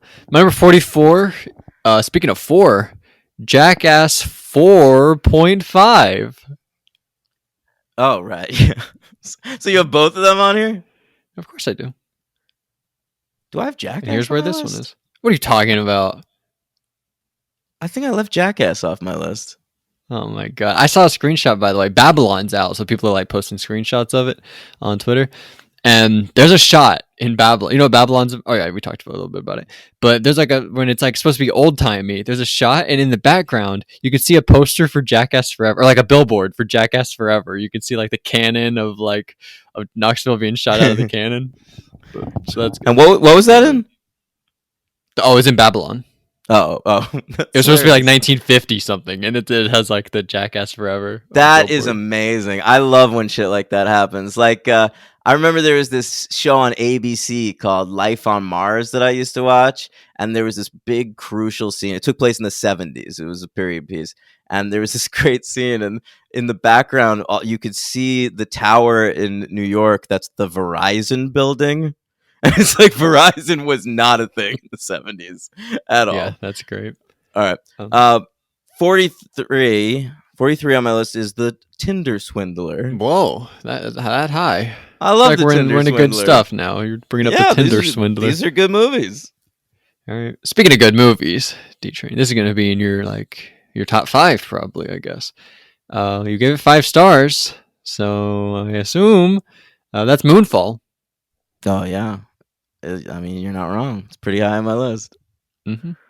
All right, 43 was probably the rom-com of the year, Logan. Wow, really? I'm a fan of a good rom-com, and this was a nice one. It's Charlie Day and Jenny Slate. What about Triangle of Sadness? That's not a rom-com. What are you? This is called I Want You Back. Yeah. What about Cha Cha Real Smooth? Great rom-com. Well, this was better than that. Okay. What'd you say it was? It's called I Want You Back, bro. Okay, sorry. Anyway, my number 42 is a war film. If you watch it, you'll really understand that war was probably pretty rough. And that's All Quiet on the Western Front. Yeah, I knew exactly where you're going. Yeah, it is nominated for Best Picture. 41 for me, nominated for Best Supporting Actress at the Oscars. What number? Is 41. Okay, keep going. The best superhero movie of the year, probably. Black Panther, Wakanda Forever. Oh, wait, no, I have the Batman higher. My 41, Black Panther, Wakanda Forever. A match! Incredible. A match. Yep. All right, number 40 on the list. I wasn't going to watch it, but Old Logan recommended it to me, and I'm glad he did. I enjoyed the movie. It's a bit of a stock addiction story, but I related to it as a low-bottom alcoholic. And this is also nominated for an Oscar for Best Actress, even though the nomination got investigated by some sort of committee. But this is called To Leslie. What could be illegal about it? Like the campaign. What is there to investigate? Here's what happened. A lot of celebrities, actors, okay, went on like Instagram, like going hard for this movie. Like she should be nominated. And then Ed Norton, I think, was one of them. Yeah, but then it turned out, Logan, a lot of the actors that did that are represented by the same agents that represent Andrea Riseborough. So what's going on there? So that it would benefit them if their agent had another client? No. They're saying the agent probably went to all of their clients and was like, hey, would you post something on Instagram about Andrea Riseborough? And they were like, fine. Were they paid? No, probably not. And that's why no harm was found. But it's okay. Just the circumstances were a little weird. Anyway, I thought she was good. I'm not mad at the nomination. Yeah, no. You could probably find something that should have been nominated over her if I tried, and she's not the best performer I liked in the movie. It's Mark Maron. Hell yeah, I'm glad you agree because you sort of made fun of me when I said that. But I guess you made fun of me because I tweeted at him. But I wanted him to know he had a supporter in me. I liked him. He's got a lot. Because everyone else was like Andrea, but no, Maron, you're like Mark. Yeah. Anyway, so all right, my number 40. The last superhero film on my list, The Batman. Nice. All right. 39 for me is... Oh, no, Maverick's a superhero. Sort of. 39 for me is a movie that I thought as a movie, was just okay, but it sailed to the top of the list on the strength of... two amazing performances by Jennifer Lawrence and Brian Tyree Henry, and that was Oscar called and that's Causeway. Yeah, right. That maybe I'll watch that before the Oscars. Who got nominated for that? Brian Tyree Henry. Oh, good for him, man. He deserves it. He's incredible actor. in that movie. Yeah, great. What about her? Nobody ever talked about her this year. She was great. I don't know why that performance didn't get more notice because. I mean, she's as good as Brian Tyree Henry in the film. I think it's just like we've recognized her so much. Like we know Jennifer Lawrence is great. All right, so my number 39 is your favorite film of the year, probably. I'm already anticipating it, but I don't care. I stuck to my guns and put it at number 39, Bullet Train. Wow, it's very high for Bullet Train. MVP. It was high for you. You know, said it. No, I said it was 73 on my list. Oh shit! I thought I was still waiting on it. No, man.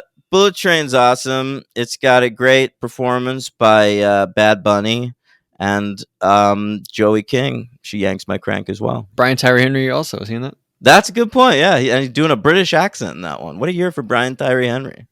Yeah, truly. All right, your turn. 38, man. The first of 2 films by Lena Dunham on my list. What a comeback year it was for Lena Dunham. She hadn't done anything worth watching since the end of Girls, and now here she is. This one was called Sharp Stick. It didn't get a lot of notice. I thought it was very, very good. But the other one's better. All right. Well, I didn't see this one. Number 38. You already talked about it. Bodies, bodies, bodies. All right, 37. You already talked about it. Blonde. Oh, yeah, you liked it. Yeah, bro. 30... Andrew Dominic, man. He's the dude who made Assassination of Jesse James by the coward Robert Ford, as well as Killing Them Softly. This is a guy I have time for. If he wants to make a fucking art piece about Marilyn Monroe, I'm not going to be puritanical about it. Go fuck yourselves.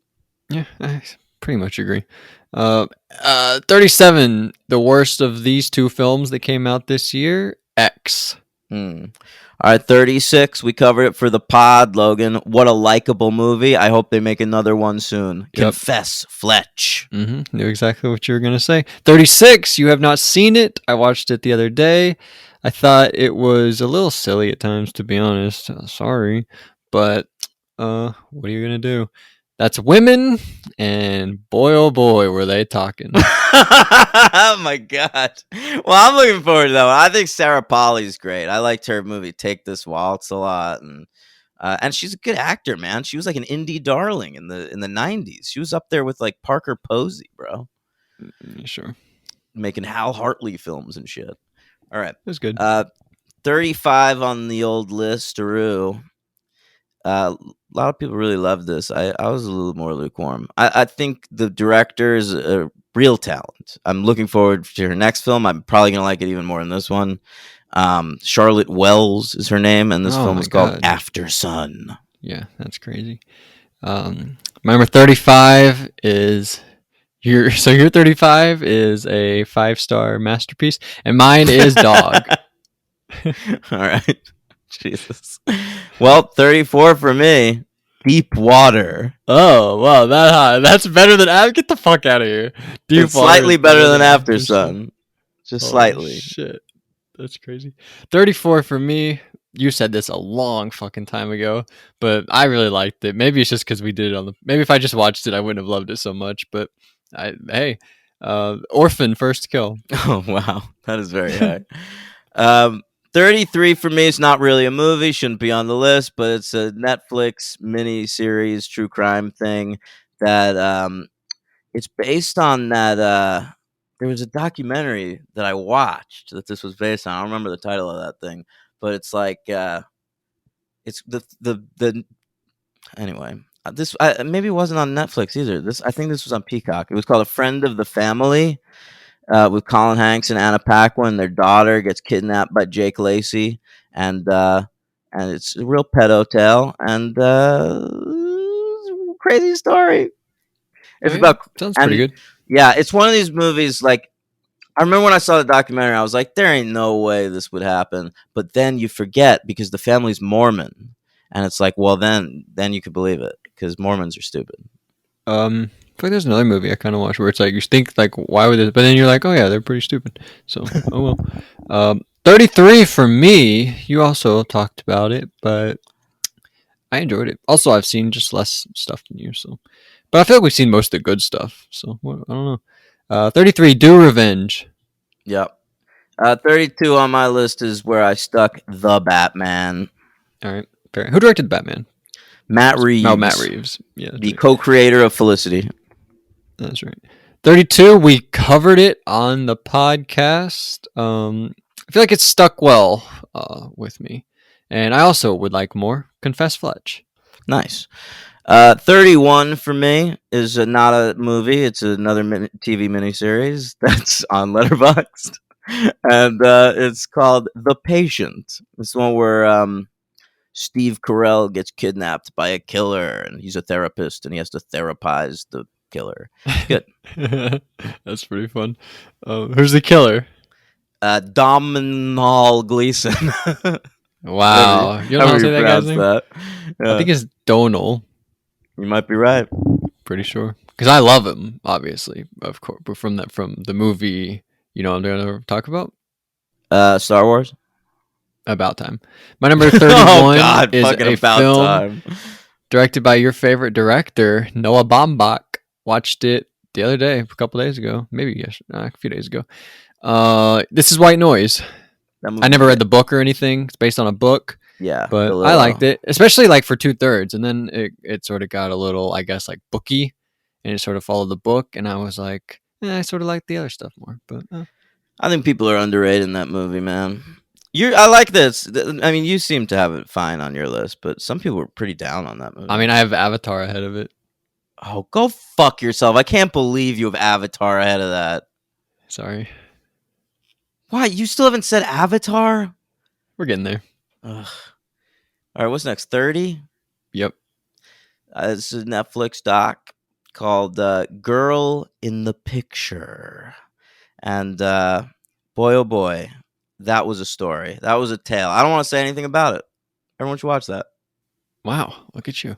My number 30 is a 3-hour-long film that is in a different language, which is fine, because then you're like, all right, well, I'll just watch it in the different language with English subtitles. But the problem is, when you go to watch it in the language, it's not the original language that they recorded it in. They fucking dub it in a second language. And then so you're like, well, do I watch it in the dubbed third language or do I watch it in the dubbed second language? And then you realize, what's the fucking point? But it's a good enough story. The guys are pretty good. Whatever, you can believe whatever you want about it being too silly or whatever, even though you haven't seen it. But I like the song. I like it. It's good. It's unique. I enjoyed it. Glad it exists. RRR. The reason I'm not watching it isn't that it's silly. It's that it's a fucking 3-hour Bollywood movie that I don't care about. All right. Well, to be honest, I watched it because I thought it would get nominated for Best Picture, but then it didn't. Boy, oh boy. All right. 29 on my list is 2023 release. But, I loved it. K-Dub's back. Yep. Sick. Yep. All right, very high. Can't wait to see how high I place it next year. We'll see if it gets in the top 30. Number 29, here it is, Avatar: The Way of Water. Okay, 28 for me, fuck rich people, The Menu. Oh, okay. So of the three, like, rich people movie, The Menu, Triangle of Sadness, Glass Onion, that's the worst one? Yes. I agree. I agree with that. 28, DreamWorks. Pixar is good. DreamWorks had a movie in the top 30 this year. Wow. So look at them. And that is a lot of people would probably have it a lot higher. I saw people when it came out were like, whoa, it's in my top 10. That's crazy. But didn't make my top 10, but top 30. That's Puss in Boots, The Last Wish. Okay. I never even saw Puss in Boots. So maybe that's why I didn't like it as much. But I don't even think that had any effect on it. Okay. Yeah, go ahead. No, I'm going to save it. Number 27 for me is that fucking Fresh movie. I thought that shit was good. Whoa, very, very, very high. Yeah, dude. Wow, and that came out a long time ago. It stuck with you that well. It stuck with me. They ate someone's butt in that movie. Oh yeah, they did do that. Yeah, that's kind of good. Maybe I'm a little higher. Number 27. Say it with me. Corey. Halloween Ends, guys. We covered it on the podcast. Go listen to it. I like that episode. I'm so proud of you for having it this high, dude. Really enjoyed it. The more I thought about it, I was like, yeah, the love story fucking worked for me. I liked it. It was really unique. Yeah, it is unique. It's a fucking great movie. Remember I said that it's going to get reevaluated in the next 10 years? Like they do the third one? This is way better than the third one. Happening. People go back and watch the third one? Oh, really? It's already happening. I saw a dude that gave it a 1, and he rewatched it, gave it a 2.5. Raised it by 2 stars. I'm telling you, that'll be a 3.5 before he's done. Well, it'll be like his sleepover? Yeah, just raising a grade every time I watch it. It's true. This Sleepover is- went from a 2 to a 4 for me. I do think this is the only movie I watched twice because you remember you liked it so much. I watched it again because I was like, well, he loves it, so maybe I'll give it another shot. But so this is the only one on this. Oh no, Scream. I also watched twice. Right, Just because we kidding. did a commentary. Yep. So never mind. 26 Netflix documentary, Bad Vegan. That's like a sort of a con artist thing. Really interesting. All right, never even heard of that. My number 26, you already talked about it. Woman, she's drunk, and she's also nominated for Best Actress, and that is To Leslie. All right, yeah. 25 for me, I thought was one of the funniest movies of the year, Logan. And it is called Chip and Dale Rescue Rangers. Didn't you talk about that earlier? No. What'd you talk about Kumail in earlier? Chippendales. Oh, no. See, Chippendales is Okay, I that's understand the now. stripper, the male stripper thing. Now this is the Rescue Rangers. I understand. You said this in my mind like shot back to like an hour ago. So okay, I understand. That's pretty funny. My number 25 is. You said this a while ago. Maybe I overrated it. I don't know. I enjoyed it though. It's pretty like by the numbers, like basketball story, but I enjoyed it. Hustle, yeah, no, it's good. real basketball players, pretty cool. 24 on my list is sort of a hybrid. It's like part documentary, but the subject of the documentary refused to participate in the movie, so they had Alan Cumming play him Wow. and he did the narration. Very interesting film. Wild fucking story. It's called My Old School. All right, that's pretty good. At what point should I watch the movies that I haven't seen? Like, are all these worth watching? Yeah, I would say my top 30 are all very All right. worth watching. Okay. My 30 was RRR, so I would say the same for mine. Starting with RRR, watch all. Do you know what it stands for? No, what? I actually forgot. It stands for Rise, Roar, Revolt. Oh my god! Everything I hear about that movie makes me want to watch it less. Yeah, that's pretty lame, but okay. 24, you have not said this. It's going to be pretty high on your list. I gave it a 3, but maybe it's higher than some. No, I think all these are 3s. I don't know. Barbarian had like some of my favorite moments of the whole year in this movie. But Yeah, I liked it. We're almost there. 23 on my list is a documentary about the Mormon Church and all of their many rapes, and it is called Keep Sweet, Pray and Obey. wow, Mhm. wow, sounds terrible. 23 It is terrible, for but it's me Yeah. is a film you mentioned a long time ago, but I just had a blast with it, and I'll watch it probably 10 more times in my life if I live that long. And that is Michael Bay's Ambulance. Nice. All right. I'm fine with that being high. 22 for me. You mentioned it a long time ago. You think it's overrated. I love it, and that's Turning Red. Oh, wow, that is very high. That's fine. That's fine. Your nieces love it. Number 22 is The Menu. All right, my number 21. Logan, say it with me. Corey. All right. Halloween Ends.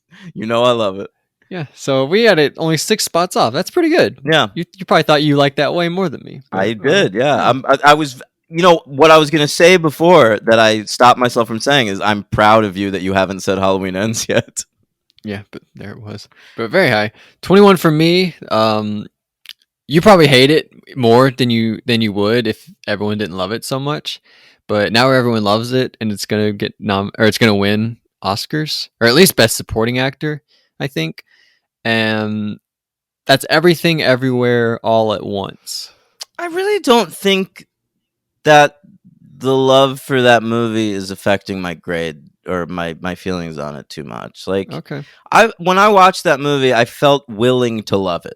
And I kind Yeah, of did me for too. a while. Like the first half hour of that movie, I was on fucking board. And it just gets too silly, too crazy. Yeah, I just didn't like the whole thing where like she's gay and she has to be like, hey, like be a better mom and like be okay with me. I'm like gay, so is that cool? And it's like, what? Why is it taking like all this to like just be a better mom to your kid? I don't know. That's fair. But I guess the more stuff is like the whole laundry thing. How they have like a place that's going under and they need money. I'm sure that's the thing more people connected to. But that other plot was what got me. I don't know. But anyway, number 21, I enjoyed it. Yeah. Swiss Army Man is better. Watch that one, guys. Oh, right. That's by the same dudes, right? Yep. All right. 20 for me. Top 20 of the year. Barbarian. Oh, all right. There it is. 20 for me. You still have not said this. We watched it both within the last few days, and we both liked it. I didn't love everything about it, but at certain points, it like really had me going. I was like, oh, and then it'll be like change something, and then I'd be like, all right, that's weird. But then it would keep going. I'd be like, all right, well, that's fine. But then it just sort of got a little too long and didn't fully come together. That's Triangle of Sadness, anyway. I was fucking into it, dude. That's the best fuck rich I was people too. movie of the year. Better than Glass Onion. Yep, because my number 19 is Glass Onion, a Knives Out mystery. All right, we're getting to Glass Onion. This might be your number one. It was for a long time. I'm not sure if it still is, but this got 0 Oscar nominations. I want to say not a single one of them. No like costume design or set design or any of that shit. Even though it probably could have. This is The Northman. Yeah. I think that Robert Eggers guy gets better with each film. I thought The Lighthouse was better than The Witch, and I thought this was better than The Lighthouse, and I can't wait to see I never what he saw The does Lighthouse. That's like the biggest recent blind yeah, spot you for should me see that. Yeah, I know. You know, I didn't like this movie, to be honest. Ethan Hawke. I thought Ethan Hawke was like, I'm Ethan Hawke. I'm like playing like the dad. I'm like Mufasa or I whatever. thought he was great. Yeah, that he is I thought he Mufasa. was- You know, because The Lion King is based on Hamlet, and this is too. Like they basically both follow the Hamlet storyline, and so essentially Ethan Hawke is playing Mufasa in this movie. Yeah, I thought he was like way, way, way over the top, but I don't know. I sort of thought the same with Brad Pitt in Babylon a little bit, Interesting. especially in the first half. All right. I didn't really feel as much. But anyway, that's The Northman. So your turn. 18 for me. We just covered it on the show. Top Gun Mav. Top Gun Mav. That's pretty low. Nominated for 18 Best for me. Picture, insanely. Come on, you got to get 10 slots in there. Oh, you'd give it First to of all, you Armageddon Time, wouldn't don't. You don't need 10 slots in there. And second of all, there's real movies that, yeah, give it to fucking Armageddon Time. Armageddon Time, nope. Give it Yeah, to those probably. right. All right, fair enough. Number 18 for me is a film starring The White Lotus Season 2's very own Aubrey Plaza. But in this one, she plays a character named Emily. And she's a fucking criminal. Did you know about that? I did. I love that movie. Number 17 for me is, the prequel to X. Far better, Pearl. Oh, wow. That's like stupid high on my list. Number 17 for me, we had like a little debate. What's better, Emily the Criminal or this film? And I put this one slightly better, one slot higher. And that is Steven Soderbergh's Kimmy. All right. Nice. 16 for me. Not a movie, TV miniseries. I think it was on Hulu. But I thought it was brilliant. What a cast. Jesse Eisenberg, Claire Danes, Lizzie Kaplan, Adam Brody, an all-star cast of whites in Fleischman is in Trouble. All right. So wasting a spot on Fuck you. in the top 20. The number 15 or number 16 for me. I'm going to swap these out. 16 for me is a film that we covered on the podcast. We couldn't wait to cover the first one. So we were like, all right, we're just going to do it. And of course, this was Rian Johnson's Glass Onion. Yeah. A Knives Out mystery. 15 for me. It is an absolute stain on the record of the Academy Awards that this isn't even nominated for Best Animated Feature. That is disgusting to me. It is Richard Linklater's Apollo 10 and a Half. Oh, I forgot about A Space Age Childhood.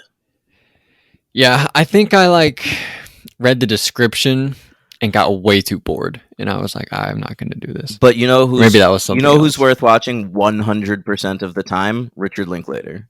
Yeah. All right. Well, fair enough. Number 15 for me, a film I just swapped with Glass Onion. That's Jordan Peele's Nope. That is my number 14 too. Well, it's my 15. Oh, my number fuck. 14 is a film that might be your number 1. James Gray's Armageddon Time. Yeah, I loved it. A great Jewish story starring lots of non-Jews, but we'll forgive it. Number 13 for me is one you just mentioned a couple slots back. Steven Soderbergh's Kimmy. Oh, so Emily you like more. Yep. Well, Emily very high on your list. Yep. 20 or no, not 20. Number 13 for me is a film that you already talked about, starring Daniel Radcliffe. He plays Al Yankovic. He sings a bunch of songs, and I had a blast. It was like one of the top 5 watching times I had. Weird. The Al Yankovic story. Number 12 for me is Noah Baumbach's White Noise. Wow, you love it. You Yep. love it. I fucking if did. anyone else's name was on that, I'm not sure you would have loved it. Yes, that I much. would. Come on. It's got that ending part in the supermarket with the LCD sound system song. This movie was made for me, man. Yeah, no, that was great. Number 12 is a film I watched because of you. Would never watched this, but you loved it, and I was like, all right, I'll watch it because D-Train loved it. And it's directed by Lena Dunham, and it's called Catherine, called Birdie. I'm proud of you for having that so high. That's One of a the most unique great movies of the movie. year. That should be nominated for Best Picture. Really? Yeah, I really feel that way. I don't know. 11 for me is where I have Triangle of Sadness. Gets a little unwieldy in that third act, but I'm fucking on board, man. That second act is a masterpiece. Yeah, I was like that's at a some good 5 stuff. for a little while when I was watching that movie. Yeah, no, me too. Yeah. All right, my number 11. You are not gonna like this. This was like your number 114, but I don't care. I loved it. It's Cooper Raiff, his second film he ever Oh. made. Cha Cha, Real Smooth. Ridiculous. That's really betraying your age, I think. Number 10, top 10. Okay, top 10, man. Here's the top 10 movies of the year. Boy, these are some heavy hitters. They are. My number 10 is Emily the Criminal. Wow, that's in your top 10. Yep. You're missing some heavy hitters though, No, I'm not. like 3 of them. Oh, 3 well, of them yeah, are in my we'll see top what 10. happens with the ones I haven't watched yet, but yeah. Yeah. So my number 10, a film, was it directed? Yeah, directed. Was it written by also? Let me check. Yes, written and directed by BJ Novak. Yeah. If anyone has never heard of this, maybe check it out. It's called Vengeance. It's funny. It's when it ends, you're like, fuck yeah. It's intense. You root for him. There's a few moments with what's her name? Issa Rae, where you're like, oh, this is kind of stupid. This is like the worst part of the movie. That is the worst But part of the movie. Other than that, really impressive stuff. I really loved it. I adored that movie. I think it's underrated and I great. Like I think it's one of the best movies of the year in my opinion. All right, number 9 for me. You had it way lower, but I'm a Crone man, and that's why I've got Crimes of the Future here at number 9. Yeah, that makes sense. You haven't said this, and I am excited. Or maybe you just fucking forgot. But I'm excited to see where it places. My number 9 is Jackass Forever. No, I told you I forgot it. I left off the list. Oh, but you didn't do it in the meantime? No, but here's where I would have it. I'll tell you exactly where I would have it. I put Untold in there while you were Yeah. going. Well, whatever. I would have it right around here. I have 29 and 28 is Sick Into the Menu, and I would put it right there ahead of the Menu. Worse than Sick? No, it's ahead of Sick. It's like Oh. it would be between Worse than the Menu ahead of Sick? Fresh and the Menu. Then why'd you say Sick instead of Fresh? 29 is Sick. 28 is the Menu.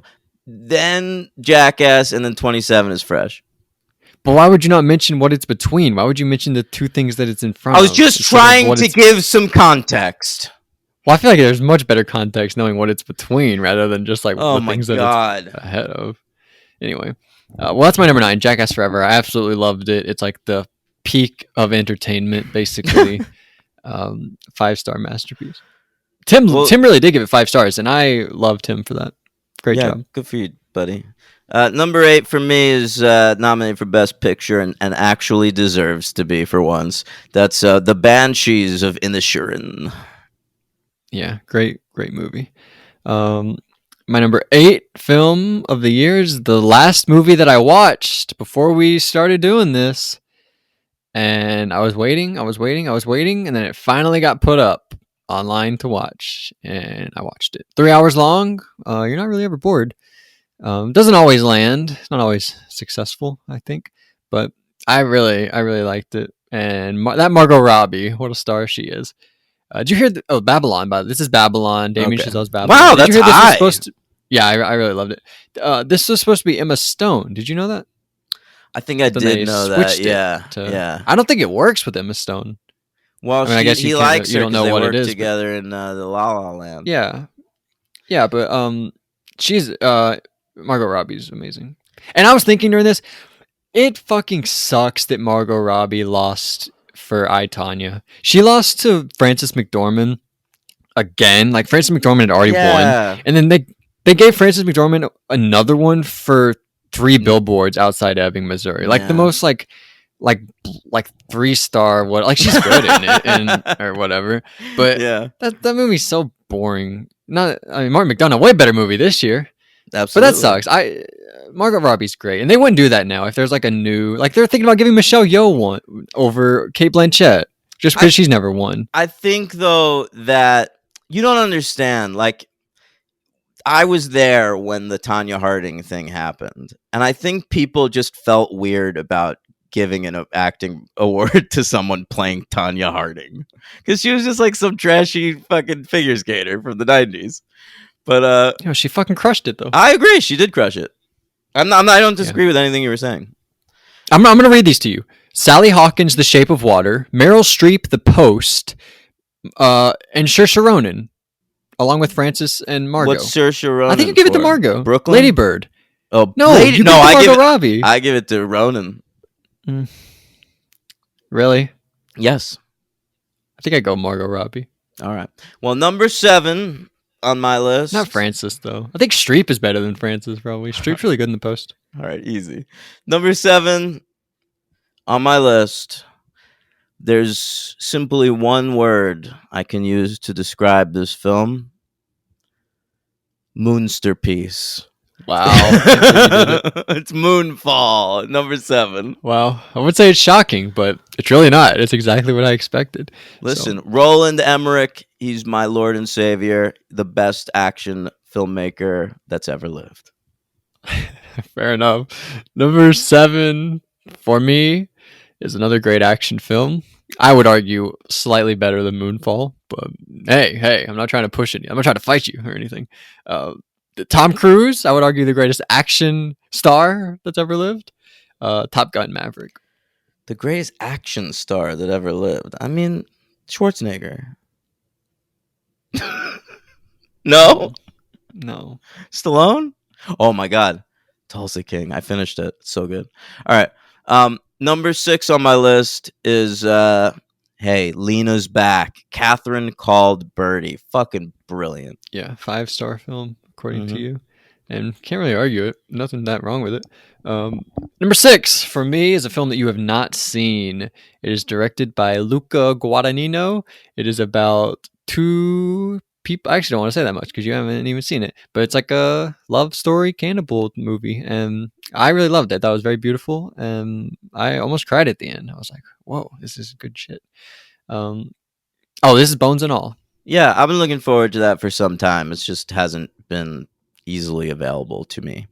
All right, top 5 here, heavy hitters. Number 5 for me is that's where I have James Gray's Armageddon Time. Yeah, I really thought this might have been number 1, so I'm glad that it's not. Not that I would have been upset if it was. Fuck you anti-Semite. No. Number 5 for me, another film you have not seen. I think this director is going to win Best Director. I'm not sure if this would be the second time, the third time, what this would be, but I think he's going to win. That's Steven Spielberg, Wow. The Fabelmans. Yeah, he didn't win, I don't think, until Saving Private Ryan. So he might only have the one. Really? He didn't Yeah. win for Schindler? I Is that don't only think picture? so. Am I wrong? Let me look him I up. thought that's the one he won for. Let's find out. I'm curious. I don't want to go any further without knowing this. Yeah. Steven Spiels. He has won 3 Oscars. All right, let's see. Let's go back to the beginning of his career. His first, yeah, he did win for Schindler. I apologize. I didn't remember that. He has 3 Best Director wins? Well, we'll see. Look, he was here's his nominations for Best Director: Close Encounters, Indiana Jones and the Raiders of the Lost Ark, E.T., The Color. Oh, Color Purple. He didn't get nominated for director. Just picture. He should have won for E.T. E.T. is like the most magically directed movie of all time. Easy.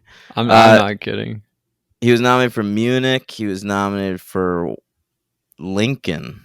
He was he was nominated for West Side Story. Wow. So look, he won. His 3 Oscars are for picture and director for Schindler's List, and then director for Saving Private Ryan. So just 2 directing wins. Yeah, I think you give it to him again. Fabelmans. Wow. Yeah, I think he fucking deserves it. That's the best part is the directing. So you think that's the best And Jewish that family kid. movie of the year?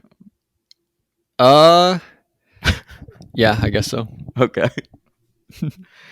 All right, that's 5 for you? That's 5.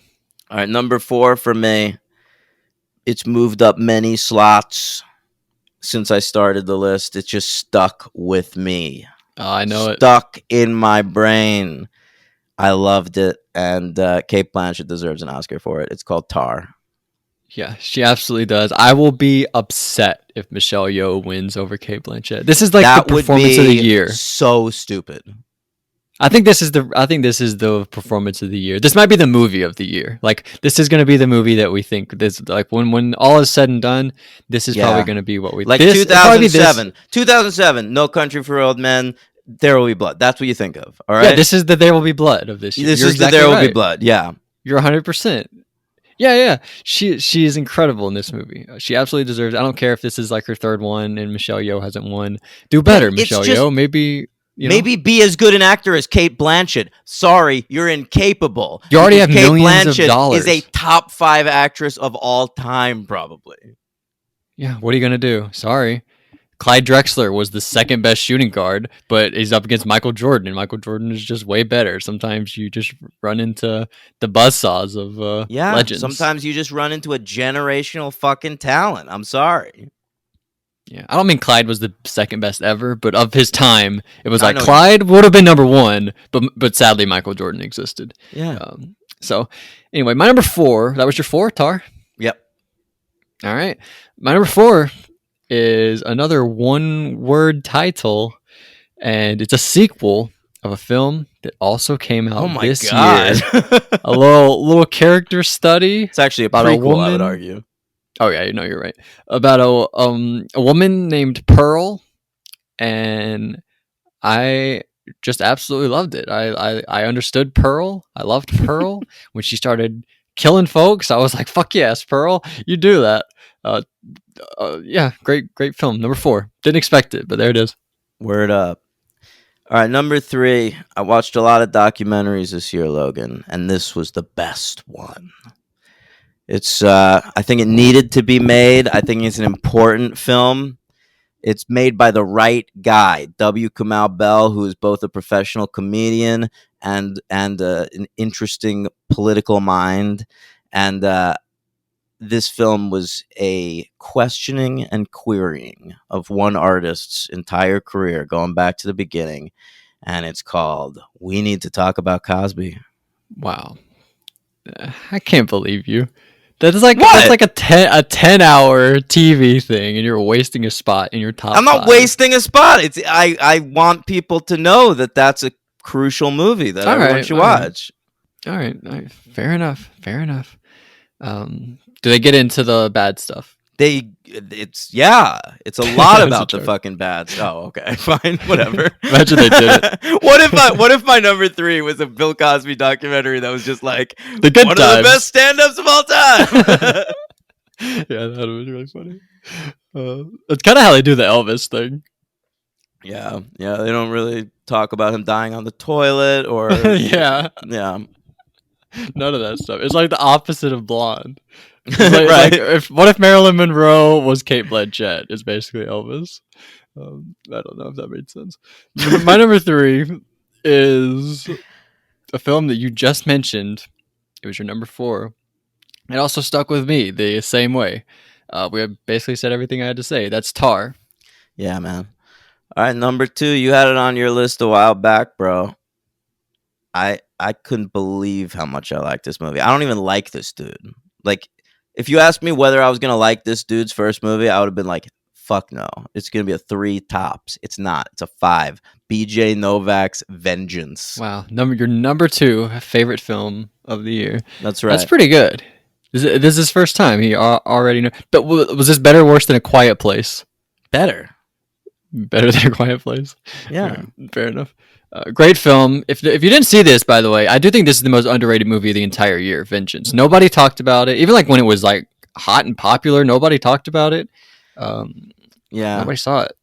You asked me about A Quiet Place because you were trying to figure out who's the best director in the Office cast. Is that why? Yeah. Of course. Okay. Are those only 2 that are directed? I guess. Yeah, we haven't gotten the dude. Oh, Mindy. Kevin's Does Mindy film direct yet. stuff? Oh yeah. She does mostly TV though. Yeah. She probably did a bunch of Office episodes. Yeah, she wrote the second ever episode of The Office. Yeah, I'm talking directing. No, I'm not right about that.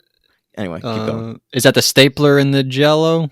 No, that's in the first one. I was talking about Diversity Day. Oh, that's her? That's a good episode. I think she wrote that, yeah. All right. My number 2, or is your number 2? My number 2? I said Vengeance. All right. My number 2 is a film that you watched and you didn't like, or you liked it, but you didn't love as much as everybody else. But I just really did. I really connected to it. I feel like I don't want to spoil it because people probably haven't seen this, but this is After Sun. I really loved it. It's a movie I've thought about the most since I saw it, probably along with Tar. That's why they're 2 and 3. Great movie. Yeah, some of the greatest moments of the year are in this movie, in my opinion. It was only number 35 on my list, but I want to say I'm not even mad about it being this high. Like it just, I thought about 1. I thought hard about it.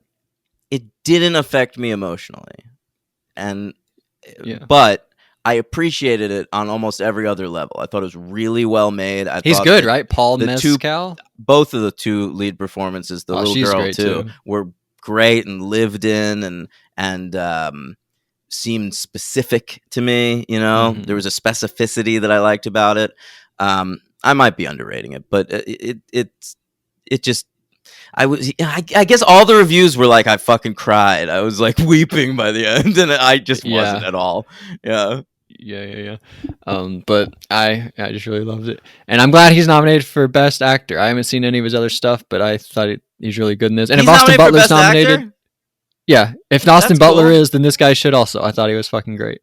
Yeah. But they're gonna show that scene where he's like crying on the bed and he's just like losing his mind crying. I know, and that's kind of like the worst part. I thought was like that. Like I was like over the top moment, and when everything else was so subtle. They should show the scene where he lays down on that rug. Yeah, or just like I don't know any other part. Is it my 1? Your 1? What's going on? Or the scene where they watched them perform the Macarena. Yeah.